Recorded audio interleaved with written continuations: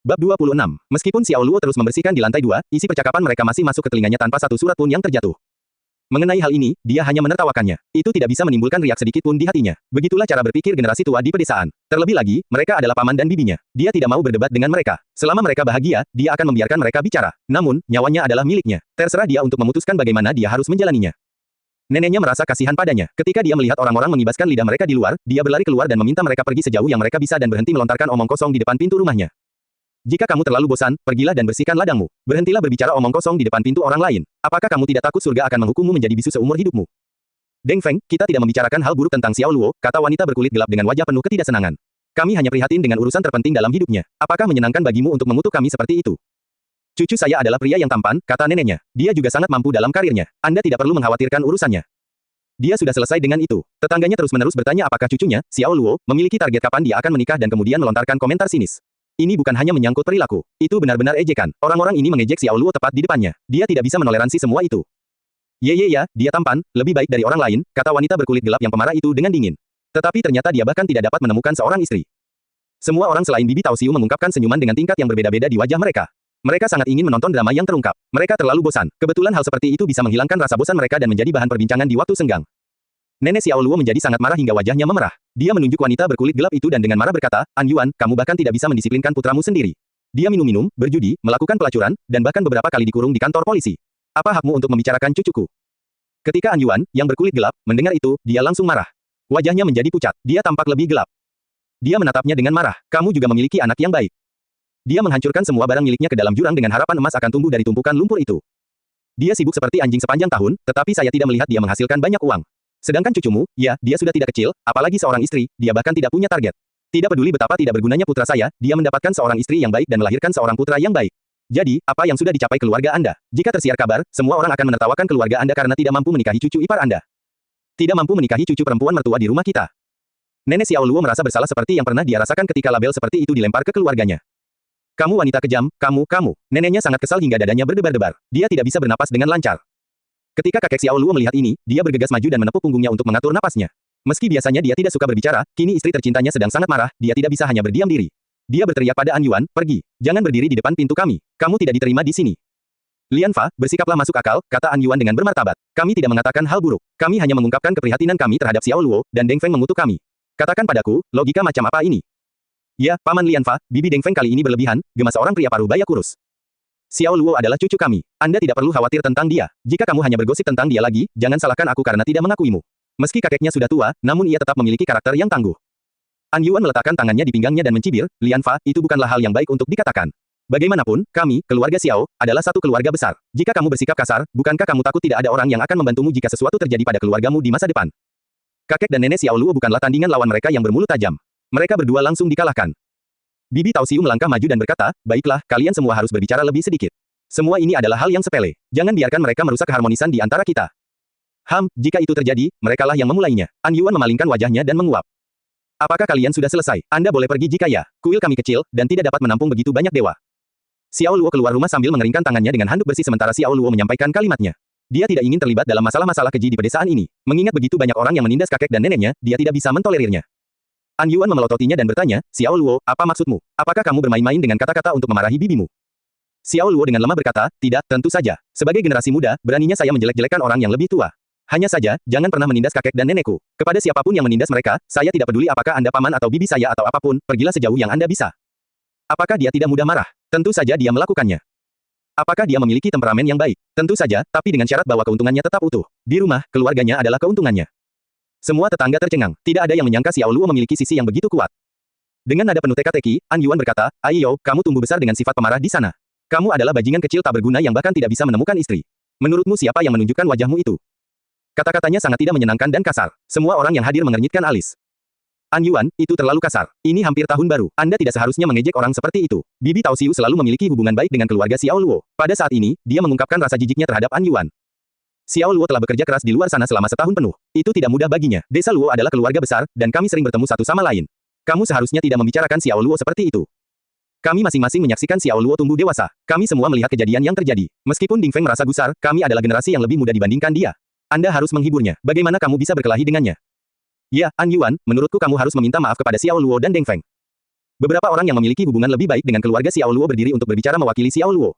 Tentu saja, beberapa orang tetap bersikap netral dan menganggap bukan urusan saya sebagai hal yang terlampau tinggi. Minta maaf pada mereka, mustahil. Seorang Yuan marah. Dia dengan keras meludah ke tanah. Memang benar bajingan kecil itu baru saja kembali, tapi apakah itu berarti dia tidak bisa menghormati orang yang lebih tua dan membalas mereka sesuka dia? Ada seorang pria parubaya kurus bernama Xiao Chaolai. Dia bersaudara-saudara dengan suami An Yuan, Xiao Chaofa. Kalau dipikir-pikir, pepatah membantu alasan untuk tidak membantu sayang, menjadi membantu sayang untuk tidak membantu alasan. Dia berdiri dan menegur orang banyak, anak nakal yang masih basah di belakang telinganya tidak menghormati orang yang lebih tua. Apakah kalian sudah jelas tentang siapa yang harus meminta maaf kepada siapa? Jika Anda belum menemukan jawabannya, cobalah untuk memuluskan semuanya. Menurutku, kita harus meminta Xiao Luo meminta maaf kepada adik iparku. Xiao Chaolai, apakah kamu yakin otakmu baik-baik saja? Kakek Xiao Luo berteriak. Xiao Chaolai marah dan meraung, mengapa kamu membentakku? Apakah kamu ingin melihat siapa yang lebih keras? Dia menenangkan dirinya dan berkata dengan dingin, sudah hampir 7 tahun sejak putra Anda bekerja di suatu pertanian yang busuk, tetapi dia belum mencapai apapun. Adapun cucumu, dia hampir menjadi tua bangka, tapi dia belum mendapatkan seorang istri. Dengan kata lain, cucu Anda pilih-pilih. Sederhananya, semua uang keluargamu dihancurkan ke dalam tumpukan lumpur itu, dan kamu tidak punya uang tersisa untuk dia mendapatkan seorang istri. Kata-kata Xiao Chaolai seperti belati tajam yang menusuk jauh ke dalam hati kakek nenek Xiao Luo. Xiao Ziyuan telah kembali ke rumah untuk mendirikan pertanian, jadi banyak uang yang diinvestasikan di dalamnya. Selama beberapa tahun terakhir, kehidupan keluarga sangat sulit. Itu tidak hanya sulit bagi Xiao Ziyuan. Kakek nenek Xiao Luo juga telah menerima skeptisisme dari orang-orang di sekitar mereka. Di desa Luo, Xiao Chaolai adalah salah satu tokoh paling terkemuka yang selalu menolak Xiao Ziyuan di telinga kakek nenek Xiao Luo. Xiao Chaolai, kamu. Nenek Xiao Luo sangat marah. Dia mengambil sapu untuk menghindari kerumunan. Enyahlah, kalian semua, pergilah. Jangan berada di depan gerbangku. An Yuan tampak sedikit panik. Dia mundur beberapa langkah, takut terkena sapu. Xiao Chaolai segera memelototinya dengan pupil yang membesar dan berteriak dengan kejam, coba sentuh aku, dasar kentut tua. Aku akan menggali lubang dan menguburmu hidup-hidup. Begitu kata-katanya jatuh, sebuah tangan besar mendekatinya tanpa peringatan sebelumnya dan meraih kerah ke mejanya. Sebuah kekuatan dahsyat meledak dari kelima jarinya. Xiao Chaolai merasakan kakinya terlepas dari tanah. Kerahnya dicengkeram begitu erat hingga mencekik lehernya. Perasaan tercekik yang hebat segera melonjak ke otaknya. Xiao Chaolai memandang Xiao Luo dengan mata melebar. Dia tidak percaya Xiao Luo begitu kuat sehingga dia bisa mengangkatnya dari tanah dengan satu tangan. Semua orang sangat terkejut. Xiao Luo yang begitu kuat sungguh tidak terduga. Dengan ekspresi dingin, Xiao Luo dengan sungguh-sungguh berkata, Paman Chaolai, menurutku aku akan tetap memanggilmu sebagai Paman untuk saat ini. Saya sudah mengatakan bahwa siapapun yang menindas kakek dan nenek saya harus pergi sejauh yang mereka bisa. Apakah kamu membiarkan kata-kataku berlalu begitu saja? Menghadapi tatapan tajam Xiao Luo, tanpa sadar Xiao Chaolai gemetar ketakutan. Ini adalah semacam aura berbahaya yang dikeluarkan oleh binatang buas yang sedang marah. Ketika dia masih muda, dia pergi berburu di pegunungan. Ini adalah mata serigala yang tak kenal lelah. Tidak mungkin dia salah mengira itu. Xiao Luo menyipitkan matanya. Dia memiliki senyuman menghina di sudut bibirnya. Saya tidak peduli apa yang Anda katakan tentang saya, baik di belakang atau di depan wajah saya. Saya hanya akan menertawakannya. Tapi anggota keluargaku, terutama kakek dan nenekku, bukanlah orang yang bisa dipermalukan oleh kalian semua. Anggap saja ini hukuman kecil. Jika ada waktu berikutnya, aku akan melumpuhkan salah satu kakimu. Suaranya lembut tapi dipenuhi aura dingin. Setelah menyelesaikan kalimatnya, dia mengulurkan tangannya. Xiao Chaolai dibuang tanpa ada ruang untuk melawan. Dia terjatuh dengan keras di sawah tepat di depan lahan yang menjemur biji-bijian. Setelah cipratan keras, dia seperti ayam dalam sup. Terlebih lagi, itu adalah sup yang penuh lumpur. Meneguk, semua orang menelan seteguk air liur tanpa terkendali. Selain diteror oleh kekuatan Xiao Luo, mereka bahkan lebih terkejut lagi dengan permusuhan yang dia tunjukkan. Mereka baru sekarang menyadari bahwa mereka sama sekali tidak memahami anak ini, yang tumbuh di bawah pengawasan mereka. Ketika An Yuan menyadari bahwa mata Xiao Luo tertuju padanya, tubuhnya menggigil. Dia dengan panik bertanya, bajingan kecil, apa yang kamu rencanakan? Xiao Luo tidak mengatakan sepatah kata pun. Dia diam-diam maju ke arahnya selangkah demi selangkah dengan wajah sedingin salju dan mata yang memancarkan aliran dingin. Dia telah membunuh banyak orang. Saat dia marah, kemiripan busuknya muncul dari tubuhnya. An Yuan hanyalah seorang wanita biasa di desa, jadi bagaimana mungkin dia bisa menahan diri dari ketegangan yang begitu kuat? Kakinya langsung menjadi goyah. Dia terjatuh ke tanah. Xiao Luo berdiri di depannya dan menatapnya dengan sikap merendahkan. Bisakah kamu meninggalkan tempat kami menjemur biji-bijian? Itu mungkin tampak seperti sebuah permintaan, tetapi nada suaranya membuat kata-katanya tidak dapat disangkal. An Yuan berkeringat dingin. Dia berguling dan merangkak menjauh dari pekarangan rumah Xiao Luo yang dijemur gandum. Xiao Luo memandangnya sambil bercanda dan berkata, menurut senioritasmu, aku seharusnya memanggilmu Bibi. Sebenarnya, itulah caraku memanggilmu. Aku selalu menghormatimu, tapi bagaimana denganmu? Bajingan kecil di sini, dan bajingan kecil di sana, apakah aku berhutang sesuatu padamu? Atau, apakah kami pantas jika Anda menjadikan kami sasaran ejekan dan kritik untuk hal-hal seperti ayah saya yang mendirikan pertanian atau saya yang tidak menemukan istri? Saya, An Yuan tidak bisa berkata-kata. Dia tidak dapat menemukan kata-kata untuk membantahnya. Seorang wanita yang membuka tenggorokannya untuk melontarkan kata-kata yang menjengkelkan adalah perilaku seorang yang cerdik, kata Xiao Luo sambil tersenyum. Itu hanya akan menghancurkan citra Anda di mata seseorang. Katakan padaku, apa sebenarnya yang kamu incar? Saya akan memberi Anda sedikit nasihat. Cobalah berlatih nyanyian diam, itu akan baik untukmu. Selanjutnya, dia berbalik menghadap kerumunan dan tanpa tergesa-gesa berkata, kepada semua paman dan bibiku, kami semua menyebut diri kami Xiao, dan perdamaian adalah hal yang harus kami hargai. Semoga ada sedikit sarkasme dan lebih banyak ketulusan. Aku, Xiao Luo, masih menghormati kalian semua. Kamu masih diterima di rumahku. Mereka yang berada di sana untuk menonton drama yang berlangsung dengan sikap netral mau tidak mau merasakan wajah mereka menjadi panas. Xiao Luo secara tidak langsung mengkritik mereka karena tidak bersikap baik kepada keluarganya. Xiao Luo tidak berkata apa-apa lagi. Dia menoleh dan tersenyum lembut. Nenek, aku lapar. Neneknya segera meletakkan sapunya dan tersenyum ramah, baiklah, aku akan segera pergi memasak. Aku akan membuatkanmu talas sayuran favoritmu. Xiao Luo mengangguk dan menjawab, baiklah. Kamu sudah dewasa, Xiao Luo. Kakek Xiao Luo menepuk pundaknya dengan pujian saat dia mengikuti istrinya ke dalam rumah untuk membantunya memasak makan siang. Xiao Luo tidak ingin berlama-lama lagi di luar. Dia berbalik dan masuk ke dalam rumah. Xiao Luo, ini belum berakhir. Jika Anda tidak meminta maaf dan memberikan kompensasi kepada saya beberapa ratus dolar karena telah melemparkan saya ke tanah, saya beritahu Anda, Cao Fa dan yang lainnya akan segera kembali untuk tahun baru. Kamu akan menangis ketika saatnya tiba. Xiao Caolai sudah keluar dari sawah. Dia basah kuyup dan berlumuran tanah. Tidak dapat menahan amarahnya, dia melontarkan kata-kata kasar pada Xiao Luo. Setelah mendengarnya, Xiao Luo menghentikan langkahnya. Dia berbalik dan dengan sinis bertanya, jika saya ingat dengan benar, Anda memiliki 4 saudara laki-laki lainnya, bukan? Dia menunjuk ke arah Xiao Caolai dan An Yuan. Jumlahmu lebih banyak. Bolehkah saya berasumsi itulah sebabnya Anda berani ketika berbicara tentang orang lain dan tidak takut pada segalanya?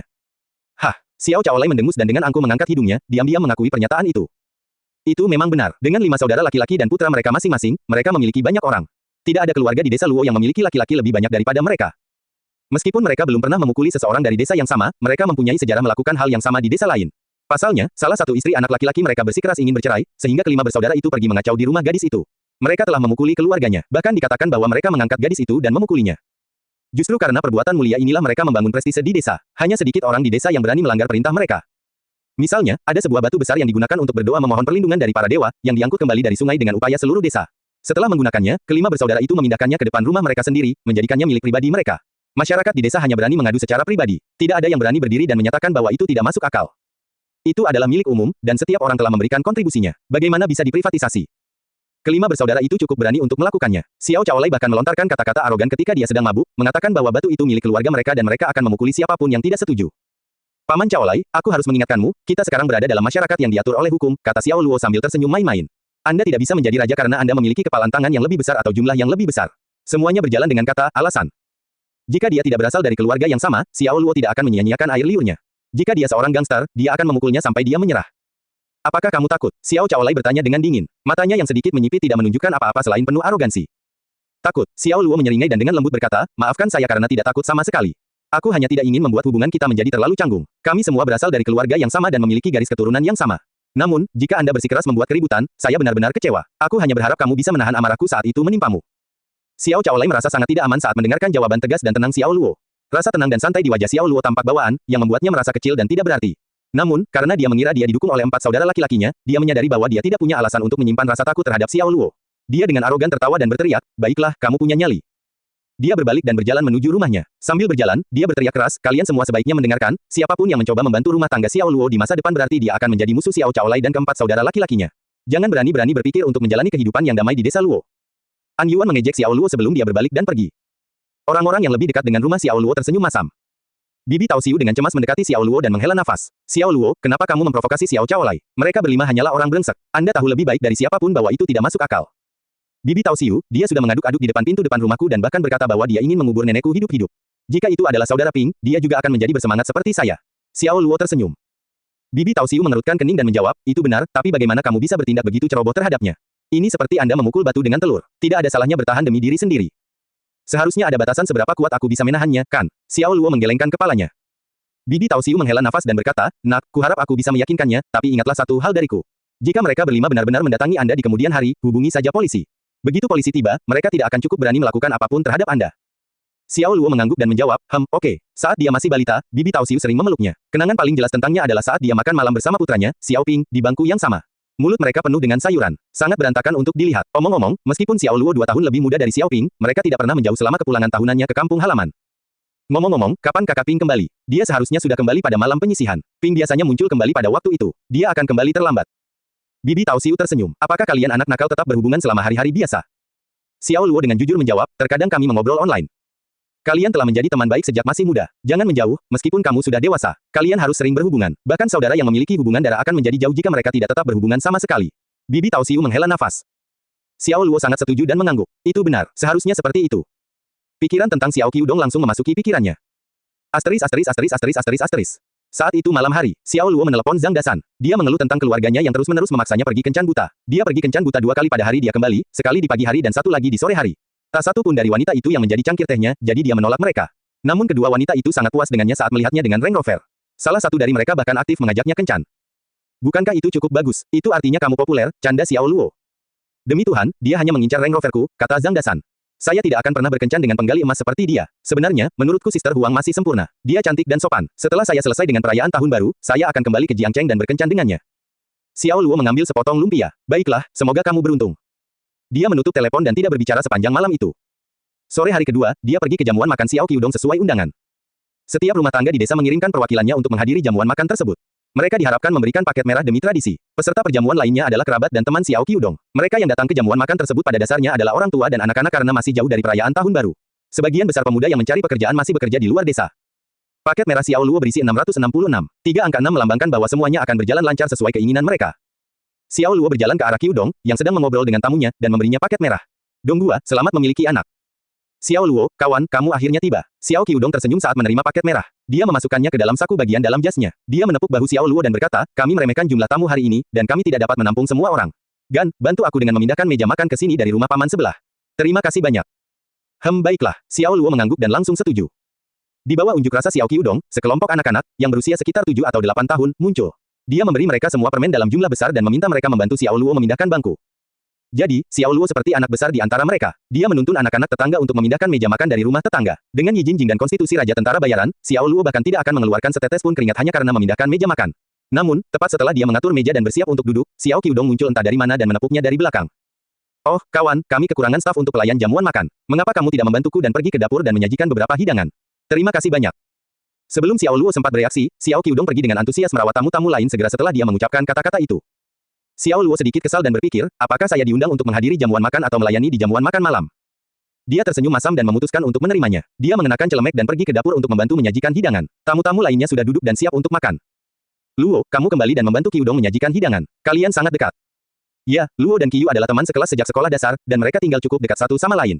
Tentu saja, mereka akan dekat. Sebagian besar hidangan telah disajikan. Luo, ayo duduk dan makanlah. Karena mereka semua berasal dari desa yang sama, mereka semua mengenali Xiao Luo. Beberapa paman dan bibi menyambut Xiao Luo dengan sangat antusias. Xiao Luo tersenyum dan dengan rendah hati menjawab, paman dan bibi, kalian harus menggali lebih dalam dulu. Saya baik-baik saja, Dongguo memberiku makanan sebelumnya. Jadi, itu saja, kalian sangat dekat. Seorang bibi tersenyum. An Yuan duduk di dekat meja makan. Dia memperhatikan bahwa Xiao Luo sedang menyajikan hidangan dan minuman. Dia segera berteriak, Xiao Luo, teh kita habis di sini.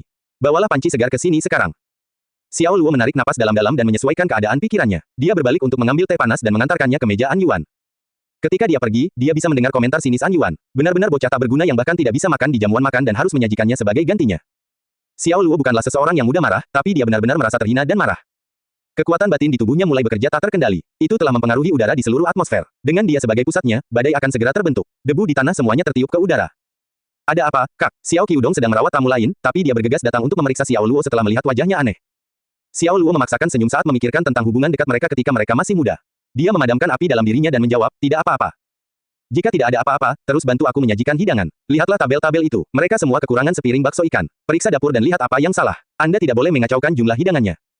Xiao Qiudong sama sekali tidak bersikap sopan pada Xiao Luo. Dia telah memasukkan begitu banyak makanan ke dalam mulutnya sehingga ada minyak di seluruh mulutnya, dan dia tidak bisa berhenti bersendawa.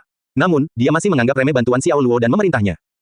Xiao Luo memiliki masalah besar dengan perilakunya dan bertanya, Donggua, apakah kamu mengundangku untuk makan malam di jamuan makan atau menyajikan jamuan makan malam?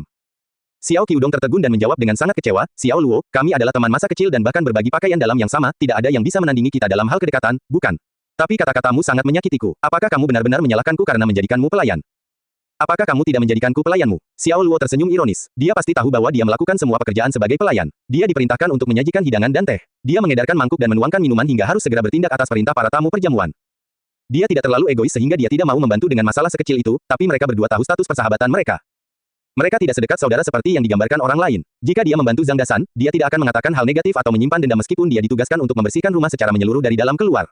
Namun, Zhang Dasan tidak akan pernah memperlakukannya seperti itu. Dia memperlakukannya jauh lebih baik daripada orang lain. Xiao Luo, aku tidak akan berkomentar lebih jauh lagi, kata Xiao Qiudong dengan tegas. Aku akan bertanya padamu sekali saja, apakah kamu saudaraku? Xiao Luo merasa tercekik. Dia ingin melontarkan kata-kata umpatan seperti yang selalu dilakukan Zhang Dasan. Ini terasa lebih buruk daripada seseorang menamparkan wajahnya. Xiao Luo tetap diam. Xiao Qiudong diam-diam senang akan hal itu, yang terlihat di matanya sesaat. Dia menepuk bahu Xiao Luo. Dengan nada yang lebih lembut, dia berkata dengan sepenuh hati, saya tidak ingin mencari bantuan dari orang lain karena mereka semua adalah orang luar. Saya takut berhutang budi kepada mereka. Xiao Luo, aku tidak akan pernah bersikap tidak sopan padamu karena kamu adalah saudaraku. Tentu saja, Anda tidak perlu bersikap tidak sopan terhadap saya. Jika kamu menemui kesulitan, beritahu aku dan aku akan membantumu dengan semua yang aku punya. Saudara laki-laki, Xiao Luo hanya ingin tertawa. Saudara sejati tidak perlu lagi menyebut kata itu. Jika dia adalah seorang anak laki-laki yang belum dewasa yang belum mengalami sisi sulit dalam hidup, dia akan yakin dengan kata-kata Xiao Qiudong. Tapi dia bukanlah anak yang lugu. Dia memasuki masyarakat untuk bekerja dan bertemu orang-orang dari semua lapisan masyarakat. Xiao Qiudong bukan siapa-siapa. Dia adalah salah satu dari orang-orang yang selalu berbasa-basi tentang menjadi saudara dan tidak pernah memperlakukan siapapun dengan jujur sebagai saudara. Dengan kata lain, dia hanyalah seorang teman di cuaca cerah yang ahli dalam menampilkan pertunjukan yang bagus dan mengucapkan semua kata-kata yang baik. Dia menggelengkan kepalanya tanpa daya dan berkata, Donghua, kamu memperlakukanku seperti aku idiot. Soal siapa yang membuat siapa yang merasa kecewa, bahkan bumi dan langit pun menjadi saksinya. Xiao Qiudong bereaksi dengan wajah penuh keterkejutan. Warna coklatnya berubah menjadi pucat saat dia menjawab dengan kasar, idiot. Xiao Luo, bagaimana kamu bisa membawaku ke sini? Saya. Qiudong, di mana anakmu? Tunjukkan dia pada semua orang. Benar, Qiudong, mari kita lihat bayi dengan ibu Taiwan dan putuskan apakah dia lebih tampan. Katanya, semakin jauh tempat lahir orang tuanya, maka semakin pintar pula anaknya. Istri Anda dari Taiwan, dan itu cukup jauh. Putramu pasti akan tumbuh menjadi seorang jenius. Sekelompok pria mabuk datang dan mulai berbicara dengan Xiao Qiudong. Xiao Qiudong segera meninggalkan Xiao Luo dan berbalik untuk merawat mereka dengan wajah cerah dan tersenyum. Paman Dizang, beri aku waktu sebentar, dan aku akan segera membawanya keluar. Dia berbalik dan berkata kepada Xiao Luo dengan wajah tegas, Xiao Luo, aku akan menyerahkan meja itu tanpa bakso ikan padamu. Dia segera pergi dan tidak memberi kesempatan pada Xiao Luo untuk menolak perintahnya. Namun, Xiao Luo tidak mau membelinya. Dia melepas celemeknya dan tersenyum ajaib, Xiao Qiudong, maafkan aku. Saya memiliki sesuatu yang mendesak dan tidak dapat membantu Anda. Mintalah orang lain untuk menyajikan sisa hidangan. Xiao Qiudong berhenti dan menatapnya dengan tatapan rumit. Dia tidak menyangka Xiao Luo akan menentang perintahnya. Dia selalu berpikir bahwa dia bisa bersikap suka memerintah terhadap Xiao Luo kapanpun dia mau. Xiao Luo, kamu sudah lama menyajikan hidangan dan teh, kata seorang pria parubaya. Kamu belum makan apapun, kan? Dapatkan makanan sebelum kamu pergi. Xiao Luo tersenyum dan menjawab, tidak apa-apa, Paman Dizang. Saya punya kasus mendesak dan harus segera pergi. Tidak apa-apa untuk tidak makan di jamuan makan ini. Xiao Luo telah berinteraksi dengan Xiao Qiudong dengan sepenuh hati. Dia berharap untuk menghidupkan kembali persahabatan yang mereka miliki saat masih kecil. Namun, tindakan Qiudong seperti meninggalkannya sendirian di jalan pada malam hujan. Dia mengundangnya ke jamuan makan untuk merayakan kelahiran putranya, yang ternyata hanya lelucon. Sebaliknya, dia diperlakukan seperti seorang pelayan yang harus melakukan semua pekerjaan. Dia bahkan tidak diberi seteguk teh, apalagi makanan apapun. Dia tiba-tiba menyadari bahwa dia telah melakukan kesalahan. Dia salah dalam memperlakukan Xiao Qiudong dengan kejujuran, yang tidak dibalas dengan apapun dari Xiao Qiudong. Dia bahkan menggunakan cara ala kadarnya dalam menangani berbagai hal untuk menanganinya. Xiao Luo, kamu, Xiao Qiudong ingin mengatakan sesuatu tapi tetap diam. Dia menghela nafas panjang dan berkata, baiklah, ini salahku. Seharusnya aku tidak meminta bantuanmu. Aku sangat egois dan tidak mempertimbangkan perasaanmu. Saya bisa mengerti bahwa Anda menyimpan dendam. Bisakah kamu makan sebelum pergi? Apakah kamu punya makanan sebelum pergi? Xiao Luo tersenyum pahit sambil melirik ke arah perjamuan di ladang luas yang digunakan untuk mengeringkan biji-bijian. Setiap meja berantakan, dan makan malam akan segera berakhir. Banyak orang yang mencabut giginya dengan tusuk gigi. Apa artinya jika duduk dan menggali? Apakah dia hanya seekor babi yang membersihkan sampah atau seekor anjing liar yang memakan sisa makanan? Xiao Dizang adalah sekretaris desa Luo. Dia adalah orang yang cerdas dengan pikiran yang cepat. Dia dengan cepat memahami keseluruhan masalahnya setelah mendengar kata-kata Xiao Luo. Xiao Luo mungkin tidak senang dengan sikap Xiao Qiudong yang suka memerintah terhadapnya, serta memerintahkannya untuk menyajikan makanan dan teh. Dia ingin pergi dengan alasan ada hal lain yang harus diurus. Dia dengan serius mencoba membujuk Xiao Luo dengan mengatakan, Xiao Luo, kamu sangat dekat dengan Qiudong, jadi jangan terlibat dalam masalah kecil seperti itu. Paman Dizang, aku tidak akan jatuh cinta padanya. Kami sangat dekat. Untuk kali ini, Xiao Luo berpura-pura hubungan mereka lebih dari sebelumnya. Jika kamu masih dekat dengannya, makanlah sebelum pergi, kata Xiao Dizang. Xiao Qiudong unggul dalam memanfaatkan peluang. Dia membawakan 2 gelas anggur putih Cina. Dia berbicara kepada Xiao Luo dengan wajah tersenyum. Saudaraku, aku bersalah hari ini karena aku tidak mempertimbangkan perasaanmu. Ayo, bersulang dan lupakan setiap ketidakbahagiaan malam ini. Di mata Xiao Luo, tidak peduli bagaimana dia melihatnya, senyuman itu palsu. Dengan menunjukkan bagaimana dia bersikap sangat masuk akal dan murah hati di depan para senior, hal itu menghaluskan kontras dari sikapnya yang tidak tertahankan. Xiao Qiudong telah menguasai kemampuan untuk menipu orang hingga terpojok. Dia bisa membuat seseorang merasa sangat marah, namun seseorang tidak bisa meledak karena keadaan yang dia ciptakan. Dia lebih dari bermuka dua. Perkataannya sangat berbeda dengan tindakannya, juga berbeda dengan apa yang dilakukannya secara de facto. Xiao Luo memutuskan untuk mengikuti naskah yang dipaksakan ini dan bertindak sebagai antagonis. Dia menyeringai dan menjawab, baik, kami akan melakukan apa yang Anda katakan tetapi tidak dengan cara ini. Dia mengambil sebotol pasta lobak dan wasabi dari meja di sampingnya saat dia berbicara. Ini semua adalah barang baru yang dibawa kembali oleh Xiao Qiudong. Dia memeras setengah tabung ke dalam gelas Xiao Qiudong dan mengaduknya dengan sumpit. Dengan senyum berseri-seri, dia berkata, kita akan meminumnya dengan cara ini, Donghua. Anda tidak menentangnya, kan? Wajah Xiao Qiudong sedikit berubah. Matanya terbuka lebar. Dia menjawab, Xiao Luo, apakah menurutmu ini dimaksudkan untuk konsumsi manusia? Ini jelas untuk konsumsi. Ini sangat membantu membuat seseorang merasa segar. Donghua, kita bersaudara, jadi aku tidak akan menyakitimu. Selain itu, lobak pedas dan wasabi adalah makanan yang enak. Itukah yang kamu katakan pada semua orang sebelum jamuan makan dimulai? Bukankah kamu bilang mencampurkannya dengan kecap bisa meningkatkan nafsu makan seseorang? Xiao Luo tersenyum pahit sepanjang dia berbicara. Xiao Luo dengan cepat menenggak gelas minuman kerasnya dan menunjukkan gelas kosongnya kepada Xiao Qiudong. Dia dengan bercanda berkata, Donghua, giliranmu. Bersikaplah tenang dan kita akan tetap menjadi saudara. Kata-katanya sangat agresif. Setelah mendengarnya, Xiao Qiudong menyadari bahwa tidak seperti yang lain, Xiao Luo tidak dapat dikendalikan dan tidak akan menyerah pada tipuannya yang biasa. Hal ini membuatnya merasa sangat kalah. Dia biasanya mendapatkan segala sesuatunya hanya dari keterampilan persuasinya, tidak peduli apakah dia menghadapi bos atau pekerja akar rumput. Dia hampir selalu memanfaatkan kelemahan subjeknya. Kasus pembangkangan langsung sangat jarang terjadi. Kelemahan Xiao Luo, misalnya, adalah perasaan sentimental yang dimilikinya terhadap persahabatan masa kecil mereka. Selama dia menggunakan itu sebagai dasar permintaannya, sulit bagi Xiao Luo untuk menolaknya. Tentu saja, itulah pemahamannya mengenai situasi ini, setidaknya sebelum semua ini terjadi. Xiao Dizang tersenyum dan buru-buru bertanya, Xiao Luo, apa yang kamu lakukan? Kalian adalah saudara yang baik dengan Qiu Dong. Karena kita adalah saudara yang baik maka dia harus minum segelas minuman keras ini. Xiao Luo sekarang benar-benar marah karena ketulusannya dibalas dengan ketidakjujuran. Tidak ada gunanya bersikap sentimental terhadap persahabatan masa lalu yang mereka miliki. Xiao Luo, apakah kamu serius? Xiao Qiu Dong dengan sengaja menatap Xiao Luo. Saya tidak akan mengomentari hal lain kecuali satu hal. Apakah kamu saudaraku? Xiao Luo memutuskan untuk memberi Xiao Qiu Dong rasa obatnya sendiri. Jika kamu saudaraku, selesaikan gelas ini. Aku tidak punya niat lain. Karena kita ada di jamuan makan, ayo kita lakukan untuk bersenang-senang. Dia memiliki senyum lembut di wajahnya. Xiao Qiu Dong hampir kehilangan kendali atas ketenangannya. Pernahkah Anda mendengar tentang penculikan moral? Penculikan moral. Xiao Luo tersenyum ajaib. Dia terkesan dengan kecerdasan Xiao Qiu Dong. Dia bahkan mengungkit penculikan moral. Senyumannya tiba-tiba memudar saat dia dan berteriak, aku menyuruhmu meminumnya sekarang juga. Dua kata terakhirnya terdengar seperti guntur. Murid Xiao Qiu Dong langsung berkontraksi. Dalam benaknya, kata-kata Xiao Luo mengejutkannya seperti suara hukuman ilahi. Rasanya seolah-olah semua kebisingan latar belakang lainnya tiba-tiba menghilang, dan dia dibuat kesurupan ringan. Kata-kata itu membuatnya tanpa sadar menenggak minuman di tangannya. Xiao Luo dengan ringan menepuk pundaknya dan tersenyum puas. Itu saudaraku. Setelah itu, Xiao Qiu Dong akhirnya kembali tenang. Dia tidak tahu bahwa dia untuk sementara waktu terhipnotis oleh Xiao Luo. Yang bisa dia rasakan di rongga mulutnya hanyalah bola api yang membara yang mencakup rasa pedas dan pahit dari minuman keras. Itu berputar dan menari di mulutnya seperti naga beracun. Itu membuat matanya berkaca-kaca. Dia tidak bisa menghentikan batuk keringnya. Wajahnya juga berubah warna menjadi merah menyerupai hati babi. Kakak beradik, Xiao Luo menghela nafas ringan namun tidak sopan sebelum pergi dengan kedua tangan di belakang punggung. Apakah Xiao Qiu Dong layak dianggap sebagai kata itu? Saat ini, sebuah mobil mewah berwarna putih muncul dari jalan tanah yang membelah desa Luo. Dari kecerahan warna dan tampilan keseluruhan mobil, orang dapat mengetahui bahwa harganya cukup mahal. Xiao Qiu Dong meminum beberapa teguk air. Setelah merasa lebih baik, dia berseru, mobil mewah Alfa bernilai hampir 0,0000. Terkesiap, setelah mendengar tentang harga mobil tersebut, semua orang di jamuan makan itu tersentak tak terkendali. Mereka sangat terkejut. Desa Luo adalah lokasi yang sangat pedesaan dan miskin. Hampir tidak ada mobil yang lewat sepanjang tahun. Hanya Xiao Luo yang memiliki mobil di seluruh desa. Mobil merupakan barang mewah yang agak asing bagi orang lain, apalagi mobil seharga 0,0000. Hal ini sangat mempengaruhi kapasitas mental mereka. Mereka tidak pernah membayangkan keberadaan mobil yang memiliki nilai setinggi itu. Itu hampir setara dengan angka astronomi. Qiu Dong, apakah harga mobil itu sekitar 0,0000? Meskipun Xiao Dizang adalah sekretaris desa, dia tidak memiliki banyak informasi. Ia dianggap suatu prestasi jika ia memiliki traktor yang harganya sekitar 0,00 atau lebih. Dia tidak pernah menyangka akan melihat mobil semahal itu di desa dengan matanya sendiri. Xiao Qiu Dong mengangguk dan menjawab, ya, itu adalah merek yang sangat terkenal. 0,0000 itu hanya harga mobilnya saja. Dengan semua biaya pemrosesan, jumlahnya bisa dengan mudah mencapai jutaan. 1 juta. Xiao Dizang sangat terkejut hingga dia kehilangan ketenangan. Peserta lainnya memiliki reaksi yang sama. 1 juta adalah jumlah uang yang tidak akan pernah bisa mereka kumpulkan, bahkan jika mereka diberikan 2 nyawa. Siapa yang mengendarai mobil itu? Dia pasti tidak akan datang ke desa kita, kan? Sekretaris Dizang, lihatlah. Dia mungkin baru saja tersesat. An Yuan penasaran, tapi dia tidak ingin menjadi orang asing yang didekati terlebih dahulu. Sebaliknya, dia mendesak Xiao Dizang untuk mengambil tindakan. Aku tahu apa yang harus kulakukan, jadi tutup mulutmu yang usil. Xiao Dizang memarahinya karena dia muak dan muak dengan An Yuan. Dia selalu membuat keributan di desa, dan dia didukung oleh banyak saudara laki-laki dan suaminya. Ketidakbahagiaan ini telah lama terakumulasi di hatinya. An Yuan bermaksud membalas dengan kata-kata buruk, tetapi dia cukup cepat untuk menganggap bahwa Xiao Dizang adalah sekretaris desa. Dia mempunyai banyak hal dalam kekuasaannya, jadi dia dengan paksa menelan kembali kata-katanya. Lihat, pintu mobil terbuka, dan seseorang keluar. Dia gadis yang sangat cantik. Gadis itu sepertinya mengenal Xiao Luo. Dia sedang ngobrol dengannya. Semua orang di jamuan makan itu melirik ke jalan tanah.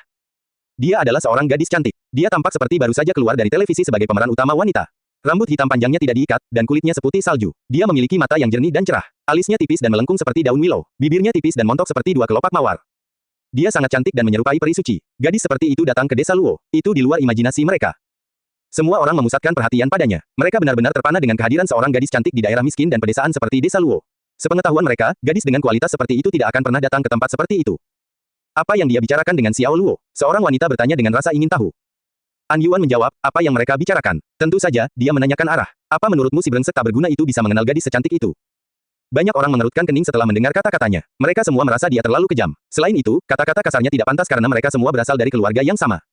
Xiao Dizang menatap An Yuan. Dia mendekati Xiao Luo dengan wajah tersenyum. Xiao Qiu Dong dan yang lainnya dengan penasaran mengikuti di belakangnya. Xiao Luo, siapa gadis ini? Xiao Dizang bertanya sambil tersenyum. Gadis itu tersenyum manis, meraih lengan Xiao Luo, dan memperkenalkan dirinya. Halo paman, nama saya Ji Xing. Aku pacar Xiao Luo. Pacar Xiao Luo. Setelah mendengar itu, semua orang tercengang dan menatap Xiao Luo dengan kaget. Tidak ada yang mengira gadis secantik peri akan menjadi pacar Xiao Luo. Itu terlalu mengejutkan. Wajah An Yuan memerah. Dia baru saja berkomentar bahwa Xiao Luo adalah orang brengsek yang tidak berguna dan gadis itu mungkin baru saja tersesat. Dia langsung terbukti salah dan sangat malu karenanya. Wajah Xiao Qiu Dong mulai menjadi sangat aneh. Dia tidak menyembunyikan ekspresi terkejutnya sama sekali. Di saat yang sama, kilatan rasa iri dan cemburu terpancar. Meski dengan cepat memudar dari matanya, menurutnya gadis ini, Ji Xing, sangat cantik. Dia jauh lebih cantik dari istrinya. Fitur dan sosoknya adalah yang terbaik. Fakta bahwa gadis seperti itu bersama Xiao Luo membuat hatinya terasa tidak seimbang. Komunitas desa Luo relatif kecil, jadi hanya butuh beberapa jam untuk tersiar kabar bahwa Xiao Luo punya pacar, dan juga cantik. Dia tidak hanya cantik, tapi dia juga kaya dan berkeliling dengan mobil mewah seharga beberapa juta dolar. Bukankah aku sudah memberitahumu, Xiao Luo sangat tampan dan pekerja keras, bagaimana mungkin dia tidak menemukan seorang gadis untuk dirinya sendiri? Gadis itu terlihat seperti selebriti di TV. Dia sangat cantik sehingga bahkan 10 menantu perempuanku tidak bisa menandinginya sendirian. Benar, Xiao Luo hanyalah pria yang rendah hati, dan dia rendah hati, jadi dia bukan tipe orang yang suka membual tentang pacar yang hebat meskipun mereka sudah berkencan secara resmi. Dalam waktu singkat, Xiao Luo telah menjadi topik diskusi semua orang di desa Luo. Dan mereka semua berbahagia untuk Xiao Luo dan juga bangga padanya. Bagi mereka, tidak ada orang lain di desa Luo yang mampu berkencan dengan pacar cantik dan kaya. Sejauh ini, hanya Xiao Luo yang mampu mencapainya. Tentu saja, tidak semua orang merasakan hal yang sama, dan beberapa orang bahkan merasa sangat iri dan getir ketika mendengar berita tersebut. Dan orang-orang ini termasuk An Yuan dan Xiao Chaolai, dan Xiao Qiudong. Xiao Qiudong selalu menjadi anggota komunitas muda yang paling menonjol di desa Luo. Dia adalah orang yang dihormati dan dipuji oleh semua orang, dan dia tidak hanya sukses dalam bisnis, dia juga seorang pemenang dalam urusan hati, karena dia adalah seorang istri Taiwan. Sejauh yang diketahui semua orang di desa, dia adalah pemenang dalam segala aspek kehidupannya. Setiap kali orang berbicara tentang dia, anggukan setuju akan mengikuti, dan di sisi lain, kepala hanya akan gemetar ketika nama Xiao Luo disebutkan. Xiao Qiudong mau tak mau menyadari betapa bersemangatnya semua orang saat mereka terus memuji Xiao Luo, dan hal itu tentu saja membuat reputasinya yang luar biasa bersinar, membuatnya benar-benar tidak bahagia. Dan yang lebih buruk lagi, istrinya, Li Honglian, mengalami kenaikan berat badan yang cukup besar setelah melahirkan, membuatnya sangat gemuk. Dia bahkan tidak bisa mengenalinya lagi, dan dia merasa jijik melihat bentuk anehnya, yang menambah kesengsaraannya. Kembali ke rumahnya, Xiao Luo duduk di sofa kayu dengan tangan kiri di bawah dagu, sementara jari-jari di tangan kanannya mengetuk sandaran tangan secara berirama, menilai orang di depannya, Ji Xing. Ji Xingyi mengenakan sweater leher tinggi dan celana jogger hitam, menonjolkan sosok langsing dan anggunnya. Dia hanya berdiri di sana dan kembali menatap Xiao Luo, tampak agak aneh seperti orang yang belum mengalami banyak pengalaman dalam hidup. Jadi, kamu Night Sparrow. Xiao Luo terbatuk ringan dan memecah kesunyian di dalam ruangan. Ya, Tuan, Xiao Luo. Aku penghubungmu untuk NSA. Saya bertugas menyampaikan perintah NSA dan memfasilitasi komunikasi antara Anda dan NSA. Suatu kehormatan bagi saya untuk dapat bekerja sama dengan Anda, Pak. Sebagai petugas penghubung Anda, saya harap kita bisa sejalan dalam misi ini dan misi lainnya yang akan datang. Ji Xing kagum pada Xiao Luo, dan suaranya lembut dan percaya diri, enak didengar. Dia membungkuk rendah setelah dia selesai berbicara. Xiao Luo menganggap wanita ini menarik, dan apa yang dikatakannya sama sekali tidak membuatnya kesal. Kenapa kamu berbohong tentang menjadi pacarku? Sebagai penghubung Tuan Xiao Luo, saya harus tetap terhubung dengan Anda 24/7, jadi saya menggunakan kedok sebagai pacar Anda karena itu akan memungkinkan saya untuk melakukan tugas saya dan bekerja sama dengan Anda secara dekat. Itu akan mencegah gosip yang tidak perlu tentang kita. Xiao Luo tidak dapat menahan senyumnya saat dia berkata, kamu cukup bijaksana, tetapi sampul yang kamu buat ini telah membuat hidupku sangat sulit. Memang benar seluruh desa sekarang percaya bahwa dia telah mendapatkan pacar dari tempat lain yang cantik dan kaya. Saking penasarannya para penduduk desa hingga ambang pintu depan rumahnya hampir rusak karena seringnya dikunjungi penduduk desa yang ingin melihat sekilas pacar baru Xiao Luo. Beruntung baginya, kakek dan neneknya mengurung mereka di lantai dasar, atau mereka pasti akan menyerbu lantai 2 dan mengubahnya menjadi pasar basah. Ketika Ji Xing mendengar Xiao Luo mengatakan itu, sepertinya ada pisau yang menusuk hatinya, dan dia gemetar di dalam. Sambil membungkuk lagi, dia berkata, maaf, Tuan Xiao Luo, saya tidak tahu itu akan membuat hidup Anda sulit, izinkan saya menjelaskannya kepada mereka. Dia berbalik untuk turun ke bawah setelah dia berbicara. Kembalilah, kamu tidak perlu melakukan itu. Xiao Luo kehilangan kata-kata, situasinya sudah rumit, dan tidak ada gunanya dia menjelaskan dan memperburuk keadaan. Diterima, Ji Xing segera berhenti, dan sekarang dia hanya berdiri di sana sambil meremas-remas tangannya, terlihat seperti anak kecil yang melakukan kesalahan. Kamu bisa merasa nyaman, tenang, jadilah dirimu sendiri. Xiao Luo menuangkan secangkir teh untuk dirinya sendiri dan satu lagi untuknya. Dia kemudian memberikannya padanya dan berkata, silakan minum teh. Ji Xing terkejut dengan sikap itu, dan dia segera berjalan ke arahnya untuk menerima secangkir teh dengan kedua tangannya. Tan, Xiao Luo, terima kasih. Dia berkata. Xiao Luo sedikit memiringkan kepalanya, bingung dengan penggunaan mer. Xiao Luo mempertanyakan dirinya sendiri apakah dia adalah penghubungnya atau bawahannya. Dia sangat sopan, dan itu mempengaruhi dirinya. Gu Zhangguo bilang kamu datang bersama 20 tentara level C. Itu benar. Di mana mereka sekarang? Mereka telah ditempatkan di sekitar peternakan orang tua Tuan Xiao Luo dan secara diam-diam telah menyiapkan pertahanan di sekelilingnya untuk melindungi mereka. Jika terjadi serangan, mereka akan mengawal orang tua Tuan Xiao Luo pergi begitu ada tanda-tanda tentara bayaran kobra terdeteksi, kata Ji Xing. Xiao Luo mengangguk dan senang mendengarnya, dan pikirannya sekarang terbebas dari kekhawatiran akan keamanan keluarganya. 20 tentara level C mungkin tidak mampu mengalahkan tentara bayaran kobra, tapi mereka cukup untuk menjamin keselamatan orang tuanya. Dia menatap langsung ke arah Ji Xing lagi dan bertanya, berapa levelmu? Tan, Xiao Luo, saya seorang prajurit level C, jawab Ji Xing sambil membungkuk sedikit dengan hormat. Prajurit tingkat C, masih duduk di sofa kayu, mata Xiao Luo menyipit sambil terus menatapnya. Tanpa peringatan apapun, dia melesat ke arah Ji Xing, menyerang dengan tangan kanannya, yang kini berbentuk cakar dengan jari setajam pisau.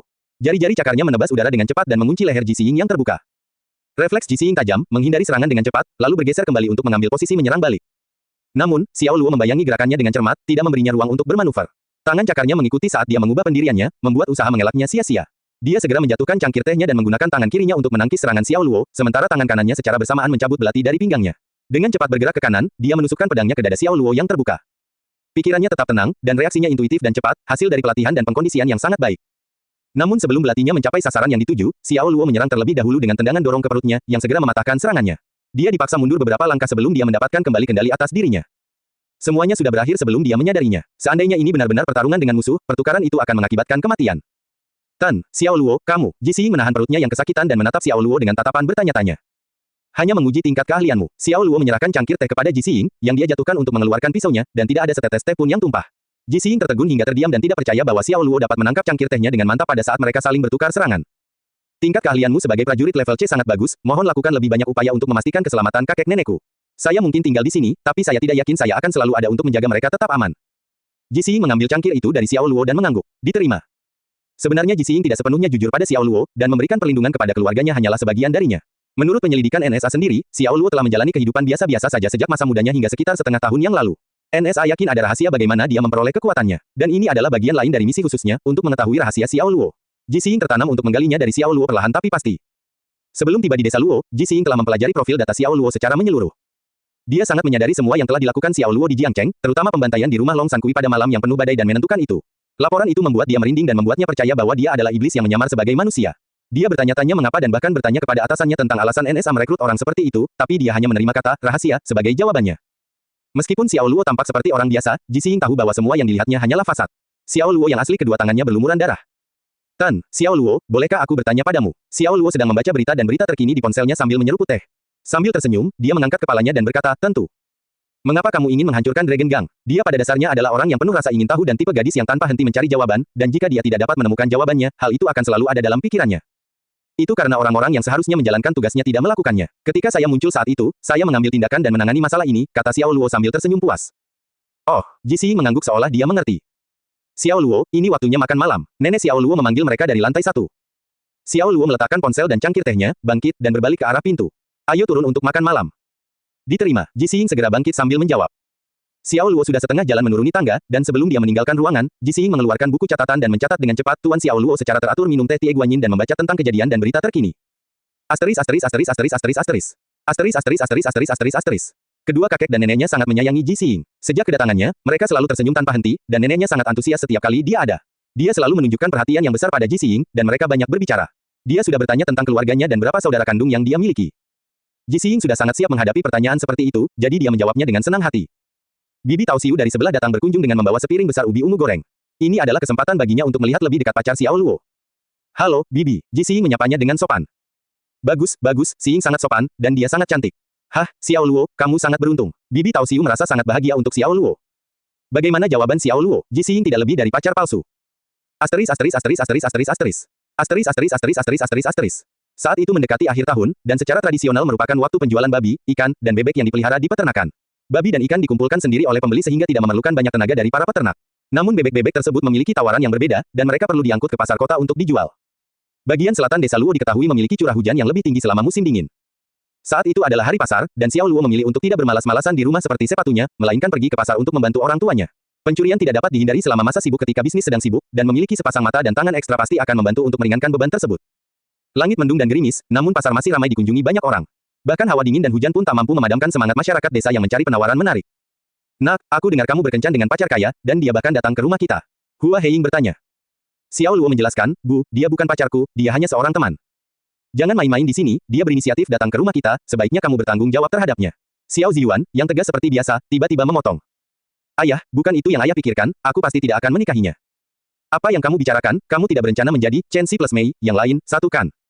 Xiao Ziyuan terprovokasi, dan dia menatap Xiao Luo dengan mata terbelalak sebagai peringatan padanya. Nak, jika kamu berani selingkuh dengan wanita lain, aku tidak akan bersikap lunak padamu. Xiao Luo merasa sedikit gelisah, tetapi dia tidak tahu bagaimana dia bisa menjelaskan situasinya tanpa membuka penyamarannya. Bos, berapa harga bebek ini? Seorang pelanggan bertanya. $16 per kati. Xiao Ziyuan mengambil bebek dari kandang kawat sambil tersenyum, dan dengan antusias menunjukkannya kepada pelanggan.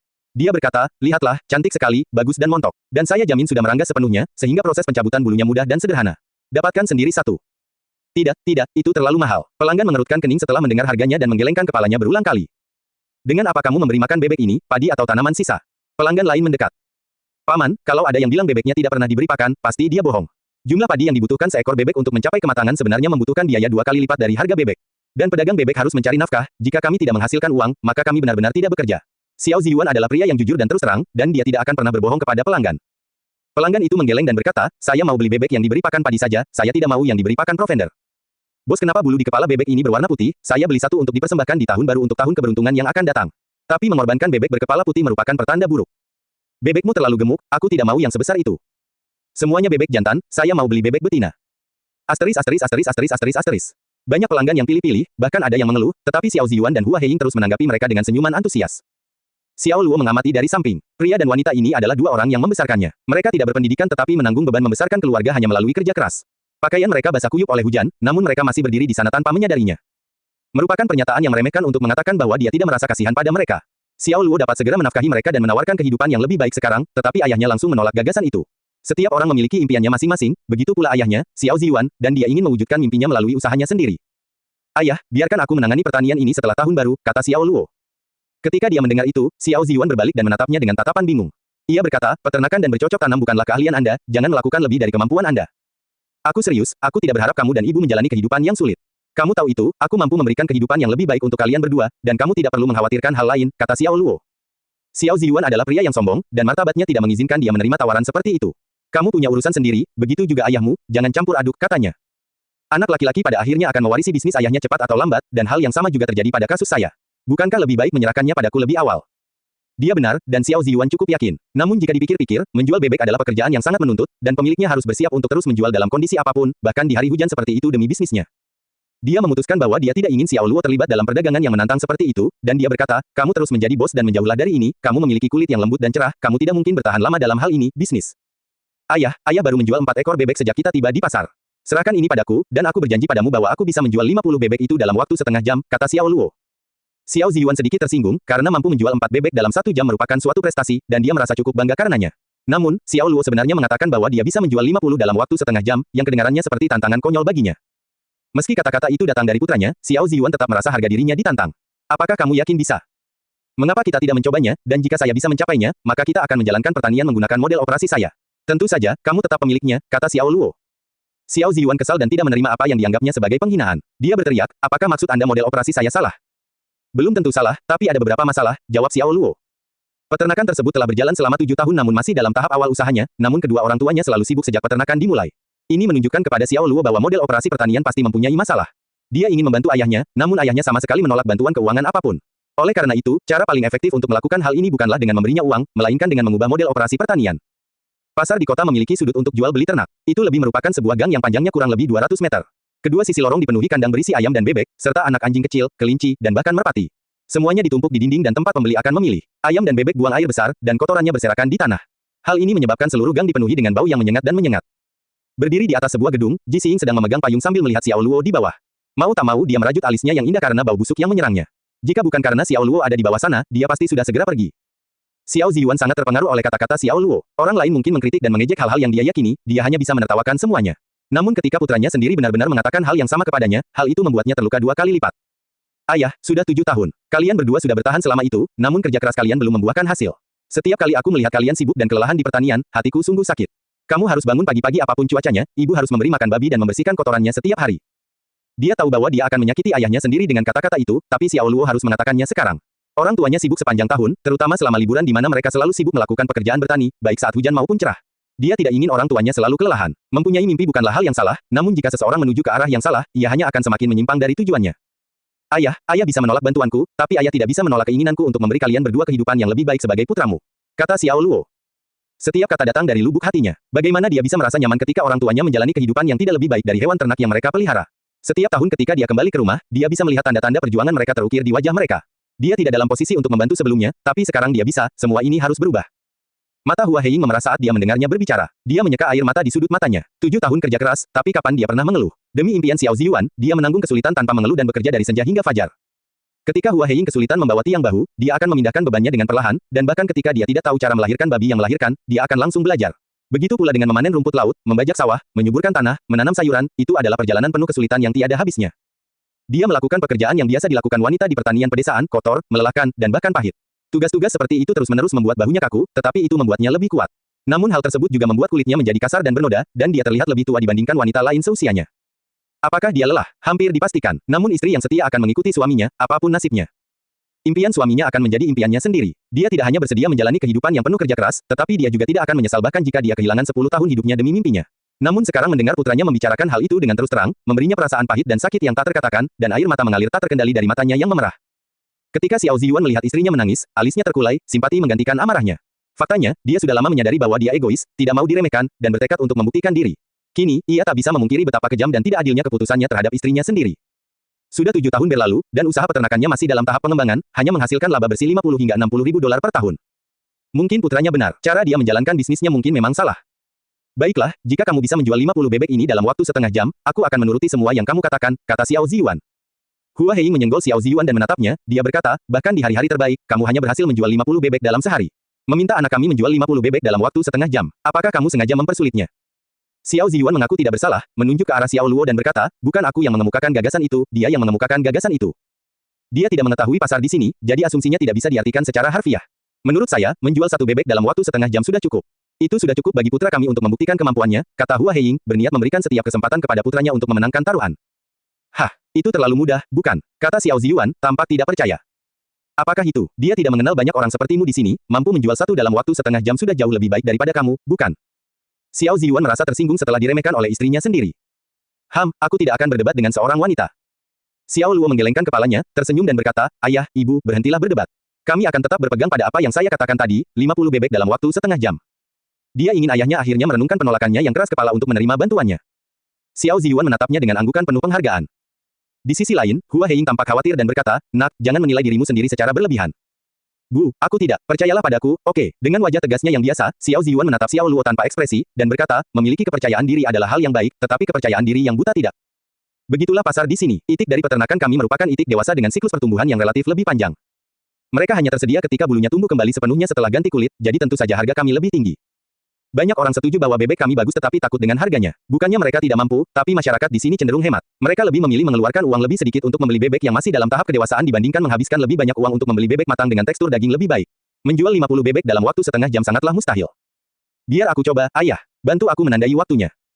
Xiao Luo tersenyum sambil melangkahi salah satu kandang dan berdiri di lorong. Wanita parubaya yang mengatakan bahwa membeli bebek berkepala putih adalah sial telah berbalik pada saat itu juga. Namun, dia masih belum bisa mengambil keputusan. Mungkin dia masih membutuhkan lebih banyak waktu untuk mempertimbangkannya. Xiao Luo mengulurkan tangannya dan menghentikannya, Nona, apakah kamu akan membeli bebek untuk tahun baru? Wanita parubaya itu terkejut sesaat, lalu berkata, ya, saya ingin membeli bebek. Tapi Anda punya terlalu banyak bebek berkepala putih, jadi saya tidak mempertimbangkan untuk membeli dari Anda. Nona, bebek berkepala putih bukannya tidak membawa keberuntungan. Sebaliknya, melambangkan kesucian dan kemakmuran. Bebek hitam adalah yang tidak baik. Putih melambangkan pemakaman, yang berhubungan dengan kematian. Mengapa tiba-tiba menjadi kemakmuran? Minggirlah, aku tidak ingin mendengarkan omong kosongmu, kata wanita parubaya itu sambil menegur Xiao Luo. Meskipun warna putih melambangkan pemakaman, apa tujuan dari pemakaman? Bukankah itu untuk membiarkan mereka yang sudah meninggal melindungi keturunannya yang masih berada di dunia kehidupan agar mereka bisa menjalani kehidupan yang lebih baik? Wanita parubaya itu marah dan berkata, kamu benar-benar membalikkan hitam dan putih. Apa yang membuatmu memenuhi syarat untuk mengatakan itu? Saya seorang peramal, dan saya juga bisa meramal nasib dengan membaca fitur wajah seseorang, jadi tentu saja saya memenuhi syarat untuk mengatakannya. Jika Anda tidak percaya pada saya bisa menunjukkan kepada Anda apa yang saya mampu. Izinkan saya memprediksi siapa Anda di kehidupan masa lalu, bagaimana dengan itu? Xiao Luo terus tersenyum percaya diri di wajahnya sepanjang waktu. Kamu ingin membaca kehidupan masa laluku. Penghinaan tertulis di seluruh wajahnya, dan jelas bahwa dia tidak mempercayainya sedikitpun. Baiklah, biarkan aku mencobanya. Anda mungkin seorang pegawai pemerintah. Xiao Luo mengamati wanita itu, dan ketika dia melihatnya menahan tawa, dia segera mengubah prediksinya dan berkata, tetapi lebih unggul dari pegawai pemerintah. Pekerjaan yang luar biasa, kamu adalah seorang guru. Anda adalah seorang guru di kehidupan masa lalu Anda, apakah saya benar? Wanita parubaya itu tiba-tiba berdiri karena terkejut, dia menatap Xiao Luo dan berkata, bagaimana, kamu tahu itu? Aku sudah memberitahumu, saya seorang peramal, dan saya bisa membaca fitur wajah, kata Xiao Luo, mengetahui bahwa dia sekarang telah menguasainya. Faktanya, mudah untuk mengetahui apa yang dilakukan wanita parubaya itu di masa lalu karena telapak tangan kanannya lebih kasar, dan itu hanya bisa disebabkan oleh penggunaan yang berulang-ulang. Dia bekerja di meja atau menyeka papan tulis dalam waktu lama. Selain itu, wanita parubaya itu berpakaian rapi dan sopan. Tentu saja, dia hanya bisa menjadi seorang guru. Anda harus menyadari bahwa sebagai seorang guru, Anda telah mengembangkan rasa percaya diri selama bertahun-tahun mengabdi. Namun inti dari keyakinan Anda dalam mengajar adalah praktik kebiasaan Anda dalam mengatakan, saya katakan, dengarkanlah. Ya, kamu belajar, dan kebiasaan ini membuatmu sulit menerima nasihat orang lain. Jadi, saat saya bilang bebek berkepala putih melambangkan nasib baik, Anda langsung tidak sependapat dengan saya. Tapi Bu, seperti yang sudah saya sebutkan, saya seorang peramal. Saya sarankan Anda membeli bebek berkepala putih, ini akan menjadi keberuntungan bagi keluarga Anda, dan hanya itu yang ingin saya katakan. Keputusan ada di tangan Anda. Setelah dia berbicara, Xiao Luo berbalik dan pergi tanpa mengucapkan sepatah kata pun. Ini hanya menambah aura mistisismenya. Sesuatu yang terpicu di alam bawah sadar wanita parubaya itu membuatnya merasa seperti dia telah bertemu dengan dewa yang hidup, dan bahwa dia sedang memberikan arahan ilahi kepadanya. Pikirannya sudah bulat, dia segera mengejarnya dengan senyum antusias. Anak muda, saya akan mendengarkan Anda dan membeli bebek berkepala putih, bisakah Anda memberitahu saya apa lagi yang harus saya lakukan? Dia bertanya. Meski dulunya ia adalah seorang guru, ideologi kepercayaan budaya lama masih mengakar dalam dirinya. Jika tidak, dia tidak akan menolak bebek berkepala putih itu. Dia kebetulan mempunyai masalah di rumah dengan putranya, yang tiba-tiba menjadi sangat tidak patuh dan terus-menerus menyebabkan banyak masalah baginya. Dia merasa ini pertanda buruk untuk tahun mendatang. Terjadilah ketika Xiao Luo menebak profesinya dengan benar, dia yakin bahwa Xiao Luo adalah dewa kecil yang memberikannya bimbingan yang dia butuhkan. Lebih baik jika kamu membeli dua. Hal-hal baik datang berpasangan, asal tahu saja. Xiao Luo mengangkat dagunya saat dia berbicara dan meletakkan tangannya di belakang punggung, memberikan dirinya sikap seperti orang bijak. Oke, aku akan membelinya sekarang. Terima kasih atas nasihatmu, anak muda. Wanita parubaya itu sangat yakin dan berterima kasih kepada para dewa atas pengaturan ilahi mereka. Dia segera berjalan ke arah Xiao Ziyuan dan berkata, beri aku dua bebek berkepala putihmu yang paling gemuk. Wah, Xiao Ziyuan dan Hua Heying tersentak. Mereka benar-benar kagum karena dia berhasil menjual 2 ekor bebek dalam 1 menit, dan itu sungguh sulit dipercaya. Wanita parubaya itu sekarang yakin bahwa Xiao Luo adalah dewa yang hidup. Setelah membeli kedua bebek tersebut, ia mulai berteriak-teriak keras, meminta semua orang untuk mengambil bebeknya dari tempat ini. Seorang pria parubaya yang menemaninya ke pasar buru-buru datang. Dia dengan bersemangat menceritakan pengalamannya kepadanya, tetapi setelah mendengar ceritanya, ekspresi ketidakpercayaan muncul di wajahnya. Bagaimana mungkin? Itu hanya tebakan liar, tidak lebih. Pria parubaya itu berbicara sambil menunjuk ke arah Xiao Luo. Xiao Luo mendekatinya sambil tersenyum, apakah Anda meragukan saya, Tuan? Saya tidak ragu, saya sama sekali tidak percaya sama sekali. Anda hanya mencoba menipu orang agar membeli bebek Anda. Pria parubaya itu merasa wanita itu telah ditipu. Dia sebenarnya membeli 2 ekor bebek berkepala putih, yang menurut adat istiadat mereka, sangat membawa sial. Tidak senang dengan hal itu, dia memprotes dan membuat keributan, datang dan lihatlah ke sini, teman-teman sekota. Ada penipu di sini, dan dia menggunakan tipu daya untuk membodohi kita agar membeli bebeknya. Teriakan itu menarik banyak orang keluar dari gang, dan tak lama kemudian ada kerumunan orang yang berteriak-teriak di sekitar kios Xiao Luo. Xiao Luo tersenyum dengan tenang dan berkata, Tuan, Anda mendapat cukup banyak uang, bukan? Itu pasti. Pria parubaya itu menjawab dengan angkuh sambil mengangkat dagunya dengan bangga. Kamu tidak perlu bekerja di unitmu, kan? Ya benar. Putrimu sudah menikah, benar kan? Ya, Xiao Luo terus tersenyum dan mengamatinya sepanjang waktu, tetap diam. Ekspresi pria itu segera berubah, dan dia berpikir bagaimana dia tahu semua itu. Dari kerumunan tersebut, seseorang secara acak mengajukan pertanyaan, Sobat, bagaimana kamu mengetahui hal itu? Pemuda ini adalah seorang peramal, dan dia juga bisa membaca fitur wajah. Tentu saja, dia bisa menceritakan semuanya. Wanita parubaya itu kini menjadi beriman. Dia telah menjadi pengikut setia Xiao Luo dan tidak ragu lagi tentang kemampuannya meramalkan masa depan. Xiao Luo memandang pria yang mengajukan pertanyaan itu. Dia berusia 30-an dan memiliki ekspresi ramah di wajahnya. Dia tersenyum dan tampak ingin berhubungan dengan Xiao Luo, seperti saudara yang sudah lama hilang. Menatap wajahnya, Xiao Luo langsung menebak profesinya. Saya tahu Anda sedang melakukan penjualan, dan saya tahu produk apa yang Anda jual. Xiao Luo mengamati wajah pria itu seolah sedang berkonsultasi dengan kekuatan mistik dan berkata, sepertinya kamu menjual sesuatu, berguna, tetapi orang tidak menyadari kegunaannya. Apakah kamu menjual asuransi? Hah, pria itu tercengang. Dia tidak menyadari bahwa Xiao Luo sebenarnya bertanya dan tidak menyatakan profesinya, namun dia segera mengangguk dengan penuh semangat dan berteriak, ya, saudaraku, kamu benar-benar luar biasa. Saya memang menjual asuransi. Seluruh gang dipenuhi dengan gumaman takjub. Mendapatkan 1 atau 2 tebakan yang benar masih bisa dianggap sebagai keberuntungan murni, tapi mendapatkan 3 tebakan yang benar, pastinya ada sesuatu yang istimewa dari kemampuan pria ini. Setelah Xiao Luo menebak dengan tepat profesi 2 pria lainnya, semua orang yakin bahwa Xiao Luo mampu meramal dan membaca wajah. Mencoba-coba hal supernatural dan spiritual adalah kepercayaan yang melekat pada masyarakat pedesaan. Pada saat ini, semua orang memandang Xiao Luo dengan rasa hormat yang baru, terutama wanita parubaya. Baginya, dia berada di hadapan dewa yang hidup. Dia sungguh luar biasa. Dia sebenarnya bisa mengetahui profesi setiap orang hanya dengan membaca wajah mereka. Tentu saja, tidak ada yang tahu bahwa Xiao Luo menggunakan psikologi dan keterampilan observasi ekspresi mikro yang dia beli dari sistem. Jawabannya ada di mata mereka karena mata adalah jendela jiwa. Melalui jendela ini, mereka yang berilmu bisa menembus jiwa siapapun. Ketika Xiao Luo menebak profesi mereka, dia tidak langsung sampai pada jawabannya. Dia menguji tanggapan mereka secara bertahap dengan pertanyaan halus, dan begitu dia mendapatkan jawaban yang benar, perubahan ekspresi mikro yang sesuai akan terlihat di wajah mereka. Teman-teman sekota, datang dan belilah bebek kami. Mereka tumbuh begitu besar dan montok karena mereka adalah bebek-bebek keberuntungan yang telah saya berkati sendiri. Ya, itu adalah bebek kualitas terbaik dan dijual dengan harga lebih tinggi. Dapatkan bebek keberuntungan ini untuk tahun baru, dan tahun berikutnya pasti akan makmur. Daging bebek keberuntungan itu enak, makanlah, dan kesehatanmu akan meningkat, keinginanmu akan terkabul, dan semua orang di keluargamu akan aman. Kata yang bagus, kami mempercayaimu, anak muda. Beri aku 2, bukan 4. Para pembeli hampir kesurupan, mengikuti setiap kata yang diucapkan oleh Xiao Luo.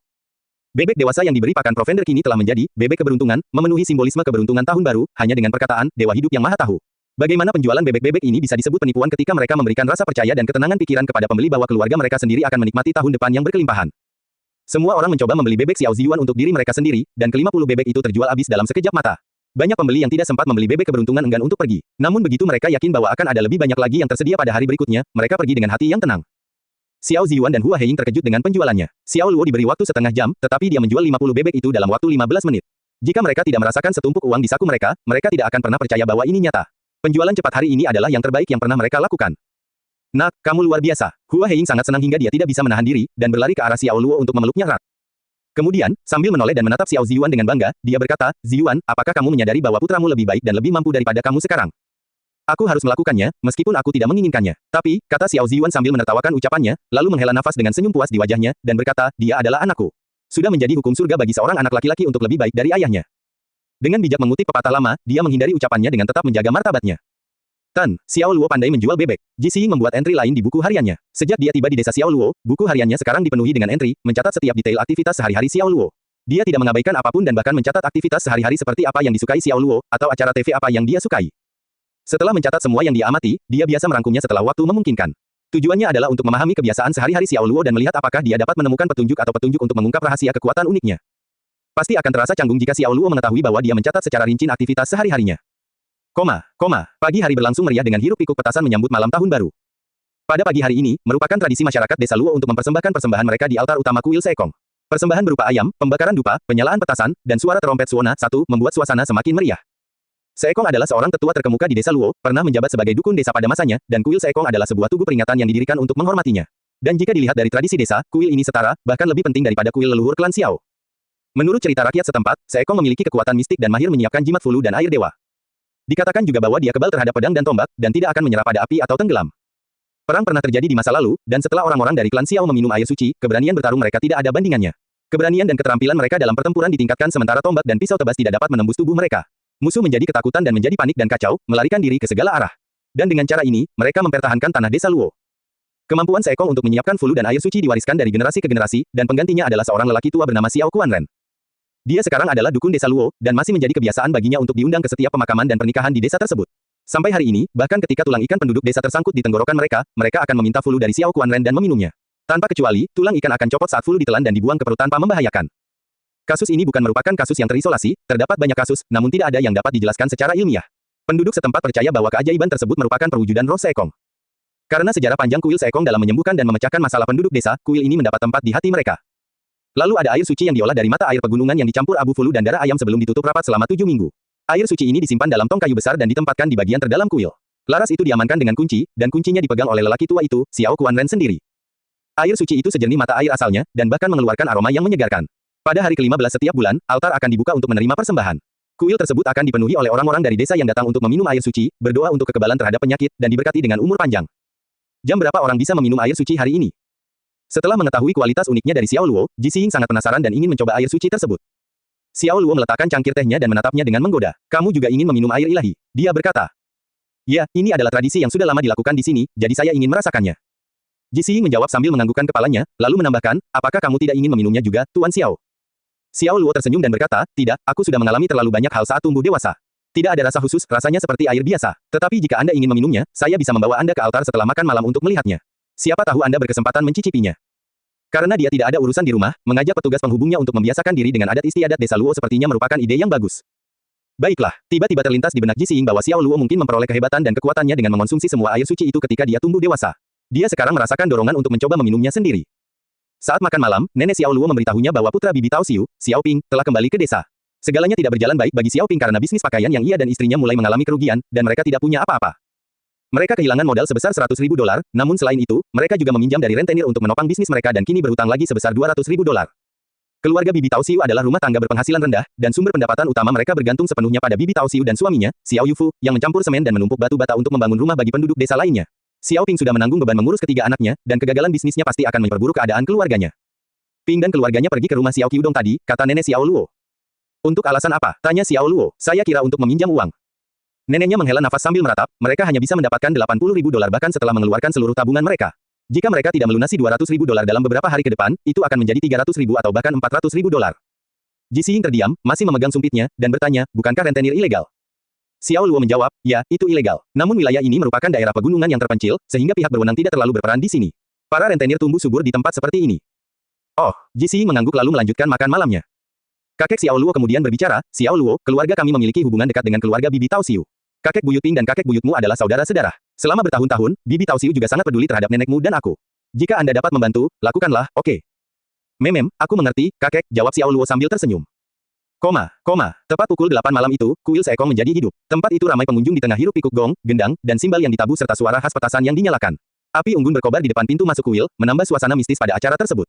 Banyak anak muda yang kembali keluar kota mengikuti perayaan tersebut dan membunyikan trompet sapi dan trompet keong. Di depan altar, dupa dan lilin dinyalakan, dan orang-orang berlutut untuk beribadah. Kemunculan Xiao Luo dan Ji Xiying langsung menarik perhatian semua orang. Xiao Luo, pacarmu juga ada di sini bersamamu. Buruan panggil pacarmu, dan doakan seekong bersama. Dia akan menjadi menantu perempuan masa depan desa Luo. Ya, kerumunan itu berkata dengan penuh semangat. Baiklah, jawab Xiao Luo sambil tersenyum. Di bawah kerlap-kerlip cahaya altar yang diterangi lilin, pipi Ji Xiying berubah warna menjadi merah, memberinya rona merah yang memikat seperti seseorang yang memerah setelah minum beberapa kali. Dia menatap altar seekong dengan rasa ingin tahu yang mendalam. Bangunan itu sendiri kuno, dengan dua pilarnya menunjukkan tanda-tanda telah bertahan dari perubahan zaman. Irama gong dan simbal memenuhi udara, dan dukun tua, Xiao Kuanren, menggambar simbol fulu di udara dengan jimat kertas terbakar di tangannya sambil melafalkan nyanyian Tao. Ini adalah upacara tradisional lama yang dilakukan berkali-kali selama berabad-abad, dan apa yang dilihatnya membuatnya merasa seperti dibawa kembali ke zaman kuno. Terperangkap dalam momen tersebut, dia pasti tidak menyadari bahwa banyak pemuda desa Luo yang sedang melirik. Kecantikannya membuat mereka semua iri pada Xiao Luo, tidak lebih dari Xiao Qiudong. Ketika dia melihat Ji Xiying, dia tidak bisa tidak memikirkan betapa miripnya dia dengan aktris utama wanita di film itu. Di sisi lain, istrinya, Li Honglian, sayangnya tidak menjaga penampilannya setelah melahirkan, dan yang dia lihat sekarang hanyalah seorang wanita jelek dan gemuk yang dia pelihara di rumah. Membandingkannya dengan Ji Xiying membuatnya merasa tertekan. Luo, seorang pria muda dengan wajah bulat tersenyum mendekat dan dengan lembut meninju dada Xiao Luo. Dia berkata, "Wow, Xiao Luo, kamu menemukan pacar yang sangat cantik." Itu adalah Xiao Ping. Dia hanya 2 tahun lebih tua dari Xiao Luo. Namun, stres karena memiliki 3 anak terlihat di wajahnya yang keriput, menambah usia wajahnya yang cukup tua. Ping, Xiao Luo menyapanya. Melihat dia tidak terlihat murung, dia berasumsi bahwa Xiao Qiudong telah meminjamkan uang kepadanya. Apakah kamu tidak akan memperkenalkan aku pada pacarmu? Kamu pasti tahu kalau semua pria lajang di desa ini iri padamu, kata Xiao Ping sambil menyeringai. Haha, berhenti menggodaku. Xiao Luo memaksakan senyuman, berharap itu benar, tapi sayangnya, dia dan Ji Xiying hanyalah rekan kerja. Dia memperkenalkan Xiao Ping dan Ji Xiying. Nona Ji, selamat datang di desa Luo, dan saya harap Anda menikmati masa tinggal Anda di sini. Izinkan saya menggunakan kesempatan ini untuk memberitahu Anda bahwa Xiao Luo adalah pria yang baik, jujur, dan berdedikasi. Tidak diragukan lagi dia adalah orang paling menonjol di desa kami, kata Xiao Ping. Ahehem, tepat ketika Xiao Ping selesai berbicara, batu pelan menarik perhatian mereka. Xiao Qiudong melangkah. Xiao Qiudong tidak senang dengan apa yang baru saja dia dengar, dan itu terlihat di wajahnya. Melihat reaksinya, Xiao Ping tersenyum canggung dan segera mencoba menyelamatkan situasi. Tapi tentu saja, Dong Dong di sini juga pria yang sangat luar biasa. Dia seorang insinyur dan menikah dengan seorang wanita dari Taiwan. Dia terkenal di semua desa terdekat, katanya. Siapa yang kamu panggil Dong Dong? Apa maksudmu? Maksudmu leherku pendek. Mulai sekarang, panggil aku dengan namaku, Xiao Qiudong. Panggil aku Dong Dong lagi, dan aku tidak akan memberimu muka. Xiao Qiudong menegur Xiao Ping dengan keras. Xiao Ping terkejut, tapi yang bisa dia lakukan hanyalah memberikan senyuman perdamaian, dan berulang kali menganggukkan kepalanya dan membungkuk pada Xiao Qiudong. Oh, oke. Kekurang ajaran Xiao Qiudong tidak hilang pada Xiao Luo, yang dengan cepat menyimpulkan situasinya. Xiao Ping lebih tua usianya dan selalu seperti kakak laki-laki bagi Xiao Qiudong. Jadi, tidak biasa dia bertindak begitu rendah hati seperti yang dia lakukan hari ini dan bahkan harus tetap tersenyum hormat setelah dipermalukan oleh Xiao Qiudong. Bagaimana mungkin Xiao Luo tidak mengetahui apa yang terjadi di antara mereka? Nona Ji, kan, halo, namaku Xiao Qiudong. Aku sangat dekat dengan Xiao Luo. Saat itu, ketika dia masih kecil, dia bahkan mengenakan celana dalamku ketika celana dalamnya belum kering. Ngomong-ngomong soal itu, menurutku kami tumbuh besar dengan mengenakan celana yang sama, haha. Xiao Qiudong mengulurkan tangannya ke Ji Xiying dan segera mengubah ekspresinya. Beberapa saat yang lalu, dia marah pada Xiao Ping, tetapi pada saat berikutnya, dia menunjukkan senyuman menawan di wajahnya. Sungguh palsu, Xiao Luo berpikir sambil mendesah jijik saat dia hanya berdiri di sana, tanpa berkata-kata. Dia tidak bisa mengerti bagaimana teman masa kecilnya menjadi begitu sok dan sombong. Dari apa yang dia lihat, tidak ada sedikit pun ketulusan dalam dirinya. Sebagai rasa hormat, Ji Xiying menanggapi isyarat tersebut dan berjabat tangan dengan Xiao Qiudong. Dia tersenyum padanya dan berkata, senang bertemu denganmu. Nona Ji, menurutku Anda berasal dari Jiangcheng. Jika Anda memiliki mobil mewah seperti Alphard, saya yakin keluarga Anda memiliki kekayaan bersih lebih dari 10 juta atau bahkan 100 juta dolar. Jadi, aku sangat penasaran, apa yang membuatmu memilih Xiao Luo? Bocah ini tidak sekelas denganmu, goda Xiao Qiudong, nadanya mengejek dan benar-benar keluar jalur. Ekspresi Ji Xiying segera berubah saat dia menghilangkan senyumannya. Dia langsung menarik tangannya, dan matanya melotot dengan ekspresi permusuhan. Bagaimana dia bisa tidak menyadari niat pria yang sengaja mengacau ini? Hah, tolong jangan salah paham, Nona Ji. Aku hanya penasaran, itu saja, haha. Lagi pula, kamu dan Xiao Luo tampak seperti dongeng bahagia selamanya, lo, di mana seorang putri mendarat bersama seorang anak laki-laki malang, kata Xiao Qiudong sambil tertawa terbahak-bahak. Xiao Ping merengut dan menjaga nada suaranya tetap sopan, dia berkata, Qiudong, itu bukanlah hal yang baik untuk dikatakan. Rasanya seperti Anda sedang mempertemukan Luo dan Nona Ji. Mencetak tulang, siapa yang melakukan itu? Saya sudah mengatakan bahwa saya hanya ingin tahu, apakah kamu kesulitan memahami bahasa sederhana, atau otakmu mati? Xiao Qiudong berbalik dan menegurnya dengan keras. Suara gong dari dalam kuil seekong membungkam kata-kata kotor Xiao Qiudong. Kalau tidak, suaranya yang nyaring pasti akan membuat semua orang melihat ke arah mereka. Xiao Ping marah tapi tidak berani berbicara. Dia mengepalkan tinjunya karena frustrasi, tetapi dia mengendurkan dan menenangkan dirinya, tidak ingin mengambil risiko Xiao Qiudong menarik kembali kata-katanya dan tidak meminjamkan uang kepadanya. Sebelumnya, Xiao Ping harus memohon bantuannya dan hampir berlutut sebelum akhirnya Xiao Qiudong setuju untuk meminjamkan uang kepadanya. Pada titik ini, dia tidak berani memprovokasi dan membuat marah Xiao Qiudong. Qiudong, apakah kamu harus begitu sombong? Xiao Luo berkata, jelas kesal dengan kekurang ajarannya. Arogan, Xiao Qiudong mengangkat alisnya, berpura-pura terkejut, dan tertawa keras seolah dia baru saja mendengar lelucon yang bagus. Xiao Luo, saudaraku yang baik, apa sebenarnya yang kamu lihat yang memberimu kesan aku sombong? Aku hanya mengeluarkan suaraku sedikit, tapi itu sama sekali tidak ada hubungannya dengan sikap sombong. Bukankah begitu, Ping? Karena Xiao Ping sangat membutuhkan bantuannya, dia segera mengangguk dengan senyum yang dipaksakan di wajahnya dan berkata, Qi Udong benar. Dia tidak sombong. Luo, menurutku kamu salah. Kamu mendengarnya, bahkan kakakmu Ping bilang kau salah. Xiao Qi Udong mendengus, merasa bangga karena memanipulasi situasi. Xiao Luo menggelengkan kepalanya tanpa tersenyum, merasa kesal dengan perilaku Xiao Qi Udong yang sombong dan kekanak-kanakan. Dengan percaya diri, Xiao Qi Udong kini mengalihkan pandangannya kembali ke Ji Xiying, dan sambil terkekeh, dia berkata, Nona Ji, bisakah kamu memuaskan rasa penasaranku? Bagian mana dari Xiao Luo yang membuatmu tertarik? Ji Xiying melirik Xiao Luo, lalu kembali ke Xiao Qi Udong, dia menatap matanya dan berkata, dia luar biasa. Oh, Xiao Qi Udong tidak mengharapkan tanggapan seperti itu dan berpura-pura terkejut. Kemudian Ji Xiying menambahkan, dia lebih hebat darimu, dia lebih tampan darimu, dan dari kelihatannya, dia satu tingkat di atasmu dalam segala hal. Meskipun hubungannya dengan Xiao Luo hanyalah kedok, dia tidak tahan melihat orang munafik seperti Xiao Qi Udong menindas orang lain dan mengolok-olok Xiao Luo. Tanggapan pedasnya hampir membuat Xiao Ping tertawa terbahak-bahak karena kepuasannya. Senyuman di wajah Xiao Qi Udong membeku, dan bibirnya tanpa sadar terkulai ke bawah, memberinya ekspresi yang agak samar. Namun dengan harga dirinya yang dipertaruhkan, dia tertawa terbahak-bahak dan berkata, hahaha, Anda orang yang sangat menarik, Nona Ji. Ada ungkapan, keindahan ada di mata yang melihatnya. Sepertinya itu benar. Di balik tawanya yang kasar, matanya berkobar karena amarah, karena kata-kata Ji Xiying benar-benar telah menginjak-injak harga dirinya. Sangat memalukan bagi Xiao Qi Udong karena Xiao Luo dinilai lebih baik dari dia dalam segala hal. Jauh di lubuk hatinya, dia merasakan keinginan untuk menyebut Xiao Luo sebagai gigolo dan tidak lebih dari sampah yang tidak memenuhi syarat untuk dibandingkan dengannya. Tapi dia tetap tenang dan memutuskan bahwa dia akan tetap berpura-pura ramah dengan Xiao Luo untuk saat ini. Xiao Luo tidak mengucapkan sepatah kata pun tetapi hanya menatap Ji Xiying dengan mata tersenyum. Dia mengagumi semangatnya dan berpikir, petugas penghubung ini tidak buruk sama sekali. Sebenarnya dia menganggap Ji Xiying menarik. Dia tentu saja menarik, bertubuh tegap, dan memiliki kepribadian yang baik. Namun yang lebih penting, kakek dan neneknya sangat menyukainya. Jika kebetulan ada sesuatu yang terjadi di antara mereka, dia mungkin akan mempertimbangkannya. Gong dan gendang kini ditabuh dengan lebih mendesak, diekspresikan dalam rubato, dengan tempo yang lebih cepat kemudian diperlambat berulang kali. Nyanyian lelaki tua Xiao Kuan Ren semakin cepat, begitu pula gerakan tangannya yang mencoret-coret dengan fulu. Upacara akan mencapai klimaks. Tiba-tiba, lelaki tua Xiao Kuan Ren membuka matanya. Matanya yang tua dan tajam melarang dan menghalangi orang untuk melihatnya. Suara genderang dan gong terhenti saat matanya terbuka. Kemudian suaranya yang tua dan serak bergema dengan dinamisme yang tidak sesuai dengan usianya. Roh darah, curahkan keilahianmu pada kami. Berikanlah restu pada klan Xiao, berikan kami kesehatan dan tubuh kami kemampuan untuk melawan semua penyakit. Semua Xiao yang hadir segera berdiri dan menempatkan diri mereka dalam 3 baris di hadapannya, menatap dengan penuh hormat ke arah altar seekong. Orang tua Xiao Kuan Ren kemudian mengangkat seekor ayam jantan, memenggal kepalanya, dan mengeringkan darahnya. Dia menyatukan jari telunjuk dan jari tengahnya, mencelupkannya ke dalam darah, dan menggambar tanda merah di antara alis setiap Xiao yang hadir. Dia mengeluarkan semangkuk air suci, diisi dari tong yang terletak di bagian terdalam kuil. Tan, Xiao Luo, apakah kita akan meminum air suci? Ji Xiying berbisik. Xiao Luo mengangguk, dari sela-sela alis kita akan menerima berkah dari air suci. Apakah kita perlu menyelesaikannya? Boleh saja jika bisa menghabiskannya, tapi jika tidak bisa, minumlah 3 teguk kecil dan taburkan sisanya ke dinding. Jangan menuangkannya ke tanah, jelas Xiao Luo. Ini adalah ritual yang telah ditanamkan dalam dirinya sejak ia masih kecil. Air ilahi tidak boleh dituangkan ke tanah, jika tidak, seseorang akan dicela oleh orang banyak. Baiklah, Ji Xiying menganggukkan kepalanya dengan penuh semangat. Dan siapakah wanita ini? Orang tua Xiao Kuan Ren berdiri di depan Ji Xiying, ekspresi bertanya-tanya terlihat di wajahnya yang sudah tua dan keriput. Yang bijaksana, dia adalah pacar Xiao Luo, kata Xiao Dizang. Siapa? Xiao Kuan Ren sudah lanjut usia dan sulit mendengar. Xiao Dizang mendekatinya dan meraung di telinganya, dia adalah pacar Xiao Luo. Dia secara khusus datang untuk memberi penghormatan kepada seekong. Dia akan segera menikah dengan keluarga Xiao. Ah, pacar Xiao Luo, memang benar. Sangat bagus. Betapa mampunya Xiao Luo menemukan dirinya sebagai pacar yang cantik. Orang tua Xiao Kuan Ren memandang Ji Xiying sambil tersenyum, mengulurkan tangannya dan mengetukkan jarinya di antara alisnya. Darah merah tua memercik di antara alis Ji Xiying seperti warna merah terang, membuatnya tampak seperti dewa. Nak, saat aku mengoleskan darah ini ke dahimu, seekong akan memberkatimu dengan kedamaian seumur hidup. Sekarang, minumlah air suci, dan seekong akan memberimu berkah untuk mencegah semua penyakit. Meski lahir dan besar di desa Luo, Xiao Luo tidak terlalu percaya pada semangat seekong, meski ia sangat menghormati seekong atas perbuatan besarnya terhadap desa di masa lalu. Dia adalah ikon komunitas, dan selama beberapa generasi, masyarakat desa Luo menghormatinya dan mencari perlindungan spiritualnya. Pemujaan seekong adalah sesuatu yang sakral bagi penduduk desa Luo.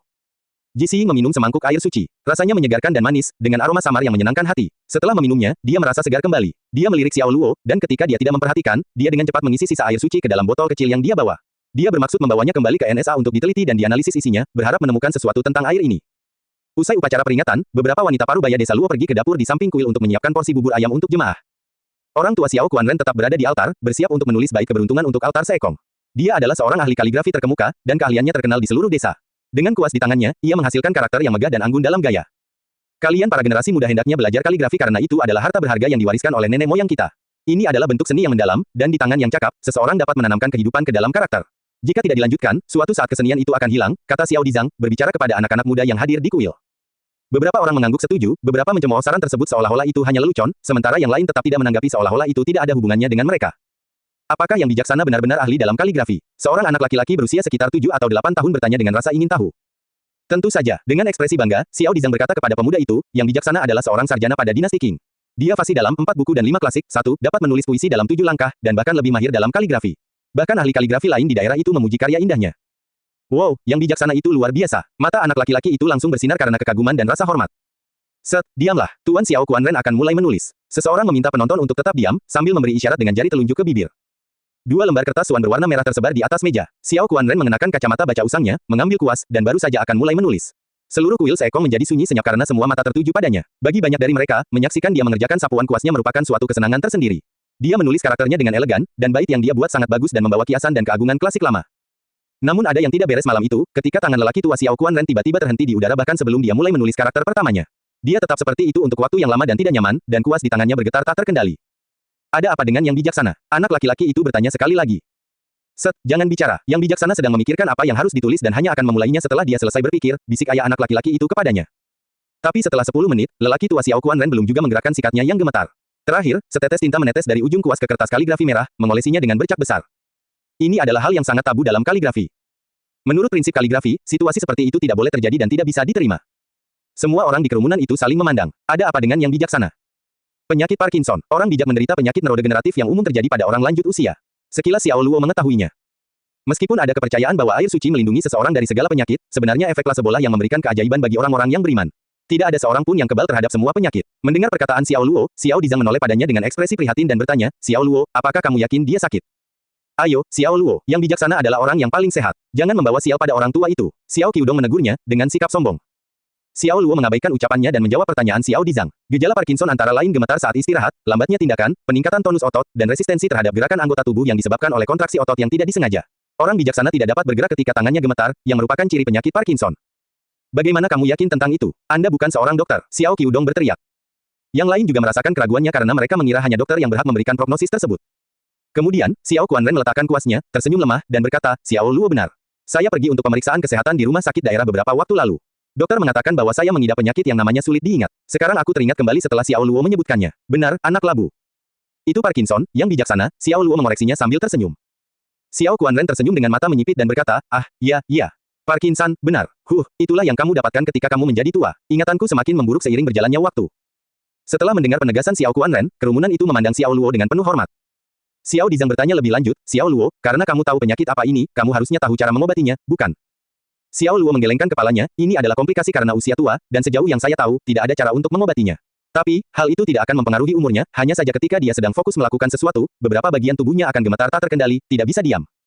Semua orang menghela nafas lega, semuanya baik-baik saja selama tidak mengancam nyawa. Xiao Luo, sepertinya hari-harimu di universitas tidak sia-sia. Anda memiliki pengetahuan di banyak bidang. Ya, saya belum pernah mendengar tentang penyakit Parkinson ini sebelumnya. Kamu mengajariku sesuatu yang baru hari ini. Sepertinya kita masih perlu menyekolahkan anak kita untuk melanjutkan studinya. Bagaimanapun juga, ini akan berguna. Xiao Qiudong sangat marah, dan ekspresinya yang buruk menjelaskan semuanya. Dia tidak pernah berhasil masuk universitas dan terpaksa membandingkan kariernya dengan karir Xiao Luo, dengan maksud untuk membuktikan teorinya bahwa belajar itu berlebihan. Ternyata, dia baru saja terbukti salah, dan itu membuatnya semakin membenci Xiao Luo. Yang pasti, Luo adalah satu-satunya orang yang pernah kuliah di desa kami.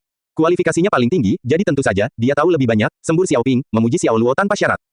Xiao Qiudong tidak bisa menahan diri lagi dan mengarahkan permusuhannya pada Xiao Ping. Omong kosong apa yang kamu bicarakan? Siapa bilang masuk universitas berarti tahu banyak? Mahasiswa saat ini tidak ada apa-apanya dibandingkan dengan masa lalu. Mereka tidak belajar apapun selama 4 tahun di universitas, mereka sibuk berkencan, bermain-main, dan membuang-buang waktu. Bagaimanapun, lulusan universitas hanyalah sekelompok orang yang malas. Dia mengarahkan ucapan itu pada Xiao Ping, tetapi niatnya untuk mengkritik Xiao Luo sangat jelas terlihat oleh orang banyak. Dong, pendapat itu terlalu kuat, bukan? Ya, Xiao Luo tidak mungkin menjadi orang seperti itu. Kalau tidak, Nona Ji tidak akan menyukainya. Masih lebih baik untuk belajar lebih banyak dan memperluas bidang ilmumu. Xiao Ping tidak berani menanggapi Xiao Qiudong, namun kerumunan itu sama sekali tidak menyukai ledakan Xiao Qiudong. Selain itu, desa Luo adalah komunitas kecil, dan semua orang tahu tentang kesulitan Xiao Ping. Mereka sangat menyadari bahwa Xiao Ping telah meminjam uang dari Xiao Qiudong, dan mereka tidak menghargai betapa kasarnya tindakan Xiao Qiudong terhadap Xiao Ping.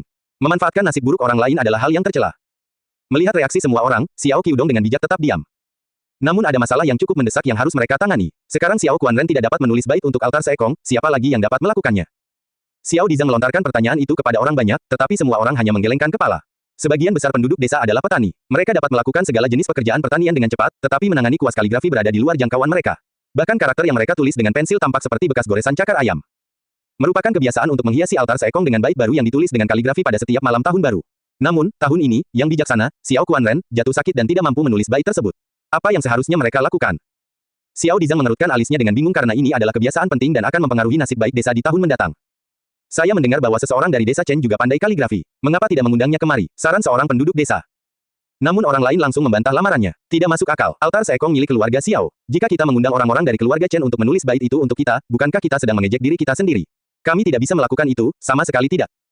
Pernyataan itu sangat tepat, dan mendapat dukungan dari semua orang karena altar Seekong memiliki arti penting bagi klan Xiao.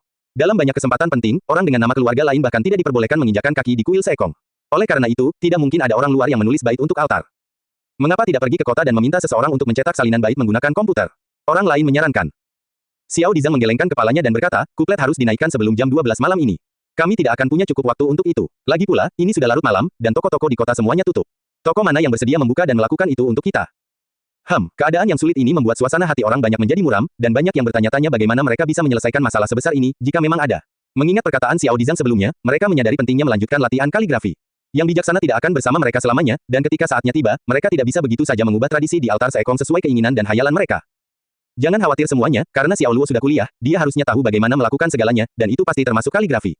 Mari kita minta dia menulis bait sebagai pengganti yang bijaksana. Itu akan menyelesaikan masalahnya, bukan? Kata Xiao Qiudong. Xiao Qiudong adalah tipe orang yang pendendam, dan motifnya hanyalah untuk menempatkan Xiao Luo dalam posisi sulit dan mempermalukan dirinya sendiri di depan semua orang. Dia terpaku pada gagasan untuk membuktikan kepada semua orang bahwa kuliah di universitas bukanlah sesuatu yang perlu diteriakan. Dia kesal karena orang banyak mengatakan hal-hal baik tentang Xiao Luo dan betapa berpengetahuannya dia. Sekarang dia melihat peluang untuk membuktikan bahwa mereka semua salah.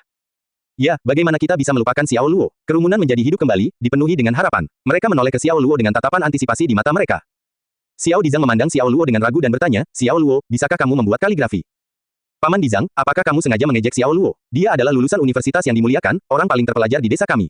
Jika dia tidak tahu kaligrafi, siapa lagi yang tahu? Xiao Qiudong dengan sengaja meninggikan suaranya di atas kerumunan dan menepuk bahu Xiao Luo. Saudaraku, jangan sembunyikan bakatmu di saat seperti ini. Klan membutuhkanmu sekarang, katanya. Xiao Ping mengertakkan gigi, mengetahui apa yang sedang dilakukan Xiao Qiudong. Sejak kapan lulusan universitas seharusnya mampu melakukan segalanya? Bukankah dia memanggil Xiao Luo agar dia mempermalukan dirinya sendiri di depan anggota klannya? Xiao Ping mencoba mencari jalan keluar untuk Xiao Luo dan berkata, Xiao Luo, tidak apa-apa jika kamu tidak tahu kaligrafi. Sangat sedikit orang yang mengetahui kaligrafi saat ini, jadi ini bukanlah sesuatu yang memalukan. Xiao Qiudong memelototinya dan berteriak, apa maksudmu dengan itu, Xiao Ping? Apa menurutmu aku sengaja mempermalukan Xiao Luo? Apa kamu tidak? Xiao Ping dengan gugup menggumamkan jawabannya, tapi Xiao Qiudong telah mendengar apa yang dia katakan. Marah, Xiao Qiudong mencibir pada Xiao Ping yang malang, sikap macam apa itu? Apakah kamu masih menginginkan uang itu? Pernyataannya yang pedas sangat memalukan, dan Xiao Ping tidak dapat menemukan kata-kata untuk menjawabnya. Dia hanya mengangkat kepalanya dan menatap Xiao Qiudong dengan sedih. Orang tua Xiao Kuanren terbatuk. Ahehem, Qiudong, jangan bicara seperti itu di depan altar Seekong. Kita semua sudah seperti keluarga, dan Seekong akan sangat tidak senang jika dia melihat ini dari atas, ujarnya. Xiao Dizang menggemakannya dan menambahkan, ya memang, tolong selesaikan urusan pribadi di antara kalian secara pribadi.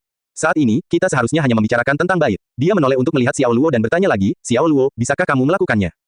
Saya akan mencoba. Xiao Luo melangkah maju dengan senyum masam di wajahnya. Xiao Qiudong belum selesai, dan dengan nada menghina, dia berkata, Xiao Luo, jangan memaksakan dirimu jika kamu tidak bisa melakukannya, aku hanya berbicara sembarangan tadi.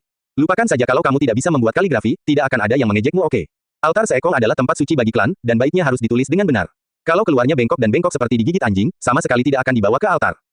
Begitu dia mengatakan itu, semua orang menatapnya dengan jijik. Mereka melihat dalam dirinya seekor serangga yang keji dan menjijikkan, tidak lebih dari seekor lalat yang mengganggu. Xiao Luo sama sekali mengabaikannya seolah dia tidak ada, lalu dia mengambil kuasnya, dan mulai mencelupkannya ke dalam tinta. Kuas itu terasa aneh dan asing di tangan Xiao Luo saat dia mengambil posisi canggung saat mencelupkan kuas ke dalam tinta, dan itu membuat Xiao Qiudong terhibur tanpa akhir. Ahli kaligrafi terlatih seperti Qiao Kuanren, sangat memperhatikan setiap aspek seni. Itu semua tentang keanggunan dan keanggunan saat seseorang memegang kuas, yang memberikan kesan istimewa bagi pembuat kaligrafi. Sekilas melihat bagaimana Xiao Luo memegangnya sudah cukup untuk memberitahu siapapun yang melihatnya bahwa dia adalah seorang pemula. Orang tua Xiao Kuanren sedang mengamatinya dari samping dan tidak dapat menahan diri untuk tidak meringis ketika keraguan muncul dalam pikirannya. Kurasa Xiao Luo hanya memaksakan dirinya sendiri. Xiao Dizang juga prihatin dan bertanya, Xiao Luo, apakah kamu benar-benar merencanakan ini? Saya akan mencoba yang terbaik. Xiao Luo menutup matanya saat dia memikirkan apa yang harus ditulis, dan pada saat yang sama, dia mengeluarkan 500 poin sebagai imbalan atas keterampilan kaligrafi. Tiba-tiba, kuas di tangannya terasa alami baginya, seperti menjadi bagian dari tubuhnya, dan banyak karakter serta frasa terlintas di benaknya. Dia sama sekali tidak melakukan ini untuk membalas Xiao Qiudong. Sebaliknya, ia hanya ingin memastikan tradisi altar Seekong dapat terus berlanjut, dan dengan cara itu, dapat memberikan kontribusi kembali kepada masyarakat. Xiao Luo menempelkan kuas ke kertas dan menulis karakter pertama, Su. Apakah itu, naskah semi-kursif? Itu bukan, skrip semi-kursif, yang khas, mungkin, skrip standar. Tapi tetap terlihat berbeda dari, naskah standar konvensional, gumam Xiao Kuanren pada dirinya sendiri, sambil matanya berbinar. Ini jelas bukan karakter biasa. Xiao Qiudong, yang sebelumnya memiliki ekspresi puas di wajahnya, tiba-tiba membeku dengan ekspresi tidak percaya. Bocah ini benar-benar bisa menulis kaligrafi. Ji Xiying tampak sedikit cemas, merasa perlu menambahkan entry lain ke buku harian kecilnya lagi. Xiao Luo sepenuhnya asyik dengan tugas itu saat kuas di tangannya merayap seperti ular. Sikap pemulanya digantikan oleh sikap bermartabat seorang ahli kaligrafi. Dia menulis seluruh bait dengan coretan yang bersih dan elegan tanpa jeda sedikit pun. Baris pertama, keutamaan nenek moyang kita kekal dalam kemegahan matahari dan bulan. Baris kedua, kelebihan klan kami bersinar melintasi daratan dan sungai. Dia meletakkan kuasnya dan mengagumi karyanya, sementara penduduk desa di sekitarnya terpesona dengan apa yang mereka lihat. Mereka tidak tahu apa sebenarnya arti kaligrafi, namun mereka merasakan rasa kagum yang mendalam terhadap keindahan dan keagungannya. Xiao Qianren melirik ke arah Xiao Luo, dan matanya yang tua dan keriput dipenuhi dengan kekaguman. Dia sangat gembira dan berkata, kuplet yang ditulis dengan sangat baik, matahari, bulan, tanah, dan sungai, betapa megahnya itu. Dan gaya tulisanmu, sehalus air yang mengalir, namun penuh semangat dan keanggunan. Menjadi sangat ahli dalam bidang seni di usia yang begitu muda, lumayan sama sekali, hahaha. Xiao Qianren bukan hanya dukun desa tetapi juga seorang sarjana ulung, jadi tentu saja, komentarnya mengandung otoritas. Tidak diragukan lagi, kamu adalah lulusan universitas, Xiao Luo. Pekerjaan yang mengesankan. Kaligrafi yang brilian. Nak, kamu harus diterima di universitas yang sama dengan paman Xiao Luo ketika kamu besar nanti. Apakah kamu mendengarku? Semua orang memuji Xiao Luo. Usahanya yang luar biasa membuatnya mendapatkan pujian dari sang bijaksana, dan pujian seperti itu benar-benar mengangkat statusnya sebagai setengah dewa di antara penduduk desa. Xiao Qiudong melihat pemandangan yang menyedihkan, rencananya menjadi kacau dan seluruh kerumunan berbalik menentangnya. Dia tidak tahu apa yang salah tahun ini, dia dikalahkan oleh Xiao Luo di setiap kesempatan. Betapa dia merindukan beberapa tahun terakhir ketika dialah yang mengungguli Xiao Luo sepenuhnya. Yang bijaksana, bisakah bait ini ditempelkan pada altar? Xiao Dizang bertanya.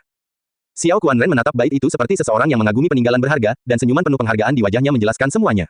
Jika bait ini tidak memenuhi harapan kita, maka bait yang saya tulis sebelumnya akan semakin kurang berkualitas. Ketika penonton mendengar komentar Xiao Qianren, mereka terkejut. Apa yang dimaksud dengan orang bijaksana? Apakah dia mengatakan bahwa bait yang ditulis Xiao Luo bahkan lebih baik daripada baitnya sendiri? Yang bijaksana telah menjadi sarjana sejak zaman dinasti Qing, dan terlebih lagi, dia menghabiskan sebagian besar hidupnya untuk berlatih kaligrafi. Xiao Luo baru berusia lebih dari 20 tahun, jadi bagaimana keterampilan kaligrafinya bisa lebih baik? Kau menyanjungku, yang bijaksana, kata Xiao Luo sambil tersenyum. Tidak sombong dan tidak rendah hati, tidak sombong dan tidak gegabah. Xiao Luo, masa depan cerah menantimu. Lelaki tua Xiao Qianren memegang erat tangan Xiao Luo, memberinya banyak pujian. Yang bijaksana benar, Xiao Luo pasti akan mencapai prestasi besar di masa depan. Konon mengasah perajang tidak akan menghambat pekerjaan memotong kayu bakar. Beberapa tahun Xiao Luo di universitas telah memberinya temperamen yang sama sekali berbeda. Ya memang, itulah alasan mengapa Nona Ji menyukai Xiao Luo. Semua orang memuji Xiao Luo. Hal itu tidak cocok bagi Xiao Qiudong, yang berdiri diam-diam di tengah kerumunan, mengertakkan gigi dan gemetar karena marah. Dia merasa rasa superioritasnya runtuh dan dia telah kehilangan posisinya sebagai pemuda paling berprestasi di desa Luo. Semua kejayaan dan pusat perhatian kini beralih ke Xiao Luo. Semua pujian yang dia dengar lambat laun membuatnya kehilangan akal sehatnya, dan dengan suara dengki, dia berkata, dia hanyalah seorang gigolo yang mendapatkan statusnya semua karena seorang wanita kaya. Apakah dia layak menerima pujianmu yang tinggi? Karena frustrasinya dia mengucapkan kata-kata itu. Namun dia mengatakannya tepat ketika kerumunan terdiam, dan karenanya, suaranya terdengar oleh semua orang yang berkumpul di altar Sekong. Begitu mereka mendengar itu, mereka berbalik dan memelototinya.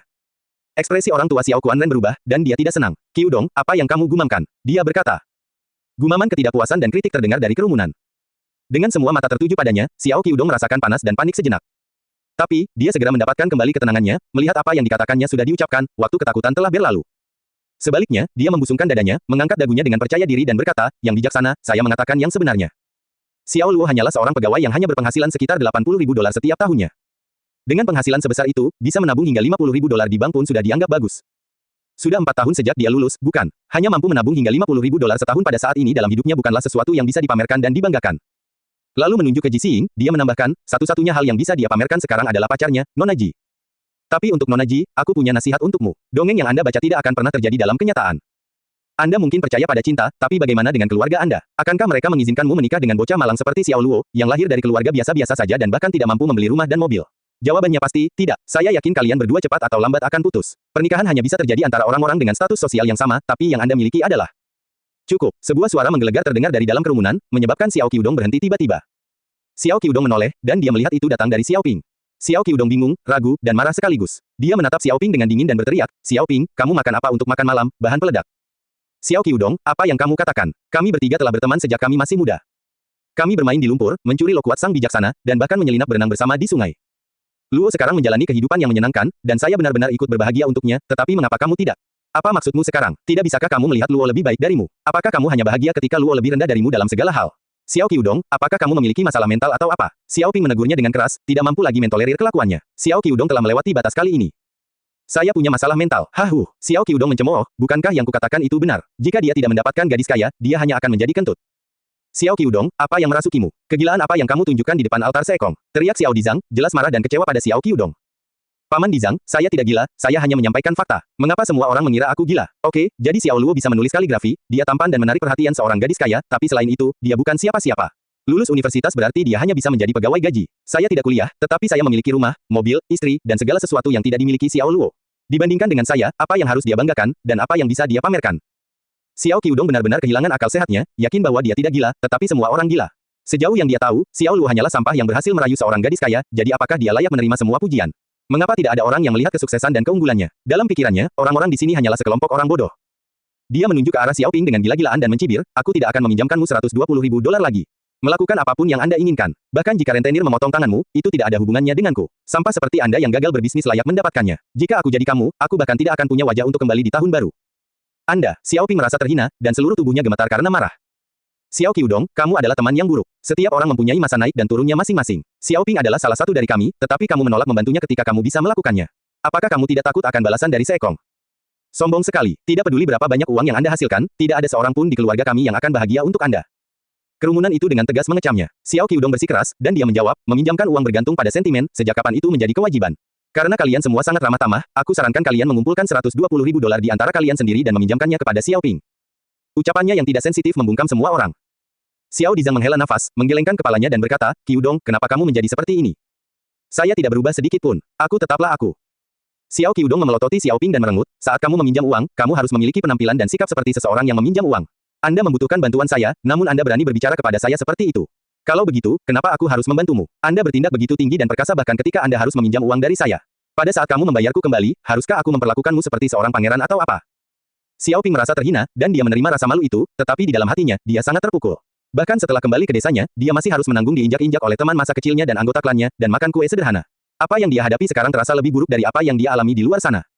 Ping, aku akan meminjamkanmu uang, kata Xiao Luo sambil melangkah maju. Mendengar kata-katanya yang samar membuat mata Xiaoping membelalak karena terkejut. Beri saya nomor rekening bank Anda, dan saya akan mentransfer uangnya kepada Anda sekarang. Ketika kakeknya memintanya untuk membantu keluarga Bibi Tao Xiu, dia sudah membuat rencana, tetapi kesempatan itu tidak muncul.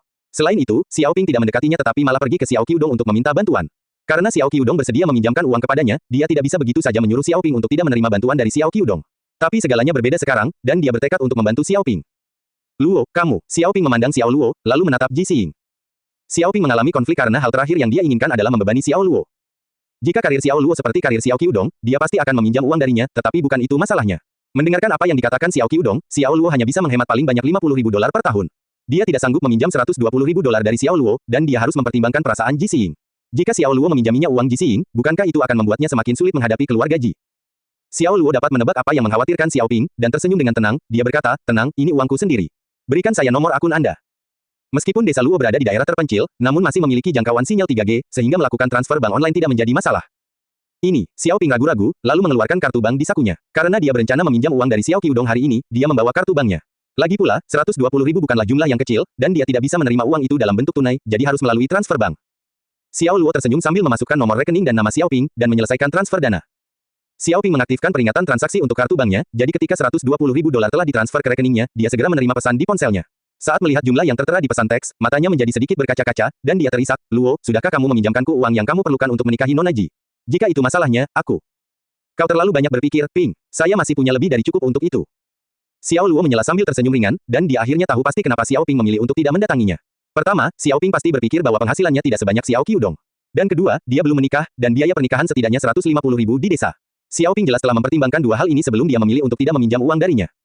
Kamu yakin tidak berbohong padaku? Xiaoping sedikit ragu karena dia takut Xiao Luo hanya berbohong padanya untuk menghilangkan perasaan bersalah yang dia miliki. Dia tidak berbohong. Ji Xiying melangkah ke samping Xiao Luo, dan dengan suara lembut, dia berkata, ambil uang itu dan lunasi hutangmu, tidak apa-apa. Pada saat inilah Xiaoping akhirnya merasa nyaman. Dia mengangguk terus-menerus dan mengucapkan terima kasih yang sebesar-besarnya kepada mereka berdua. Luo, terima kasih, dan juga untukmu, Nona Ji. Saya akan menulis IOU. Tidak, Xiao Luo menghentikannya dengan kata sederhana. Dia menepuk pundaknya dan berkata, itu tidak perlu di antara kita. Ya, Xiaoping, karena Xiao Luo sudah mengatakannya, kamu tidak perlu melakukan itu. Selain itu, banyak dari kita di sini sebagai saksi, mengapa Xiao Luo harus takut kamu tidak membayar kembali? Xiao Dizang tertawa terbahak-bahak. Semua orang tidak bisa menahan tawa ketika mendengar itu. Luo, kakakku yang baik. Xiaoping dan Xiao Luo saling berpelukan sebagai persaudaraan. Kerumunan orang yang berkumpul di depan altar Sekong merasa gembira, dan mereka berbagi dalam suasana yang hangat dan ramah. Semua orang selain Xiao Qiudong, tidak ada yang menunjukkan kepedulian padanya, bahkan tidak ada yang memandangnya. Sepertinya dia tidak ada. Wajahnya memerah, dan dia merasa tidak seperti manusia lagi, seolah-olah dia tidak pantas berada di sana. Saat dia berdiri sendirian di sana, menyaksikan kegembiraan dan tawa semua orang tampak seperti ejekan baginya. Xiao Luo, kenapa kamu selalu menentangku? Karena dipermalukan, dia menjadi marah, diliputi kebencian yang mendalam. Tanpa peringatan, dia mengambil tongkat kayu yang bersandar di pintu masuk dan menghantamkannya langsung ke tengkorak Xiao Luo. Retakan, tongkat kayu itu mengenai bagian atas kepala Xiao Luo, langsung pecah. Xiao Qiudong memukulnya dengan sekuat tenaga, melampiaskan seluruh amarahnya. Oh tidak, dua kata itu terlintas di benak Ji Xiying, dan ekspresinya langsung berubah. Tidak ada seorang pun yang lebih tahu darinya orang seperti apa Xiao Luo itu. Dia adalah binatang buas, dan serangan dengan pentungan itu pasti akan menghasilkan hal terburuk dalam dirinya. Kerumunan di altar Seekong tersentak, mata terbelalak ngeri saat menyaksikan adegan itu terjadi. Mereka tidak percaya bahwa Xiao Qiudong akan memukul Xiao Luo dengan pentungan, dan terlebih lagi, tepat di tengkoraknya. Apa yang kamu lakukan, Xiao Qiudong? Xiao Ping adalah orang pertama yang tersadar dari keterkejutannya saat dia dengan cepat mendorong Xiao Qiudong menjauh dan pergi untuk memeriksa Xiao Luo. Luo, kamu baik-baik saja. Xiao Dizang dan Xiao Kuanren tampak kaget, keduanya sangat khawatir dengan kondisi Xiao Luo. Xiao Dizang menunjuk ke arah Xiao Qiudong dan berteriak, tahan dia, jangan sampai dia menjadi gila lagi dan menyakiti orang lain. Mendengar itu, 4 hingga 5 pria berpenampilan kuat yang berdiri di dekatnya melompat ke arahnya dan menahannya dengan kuat di dinding. Saat mereka melakukannya, Xiao Qiudong tertawa terbahak-bahak seolah dia sudah gila.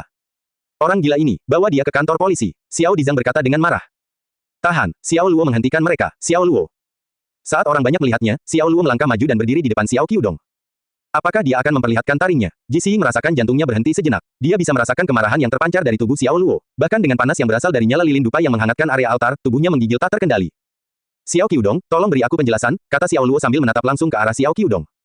Di luar dugaannya, Xiao Qiudong akan menyerangnya secara fisik. Dia merasa kecewa pada dirinya sendiri karena tidak lebih waspada dan menerima pukulan di tengkorak, namun dengan kekuatan batin yang melindungi tubuhnya, serangan itu tidak lebih dari rasa gatal dan tidak menimbulkan rasa sakit.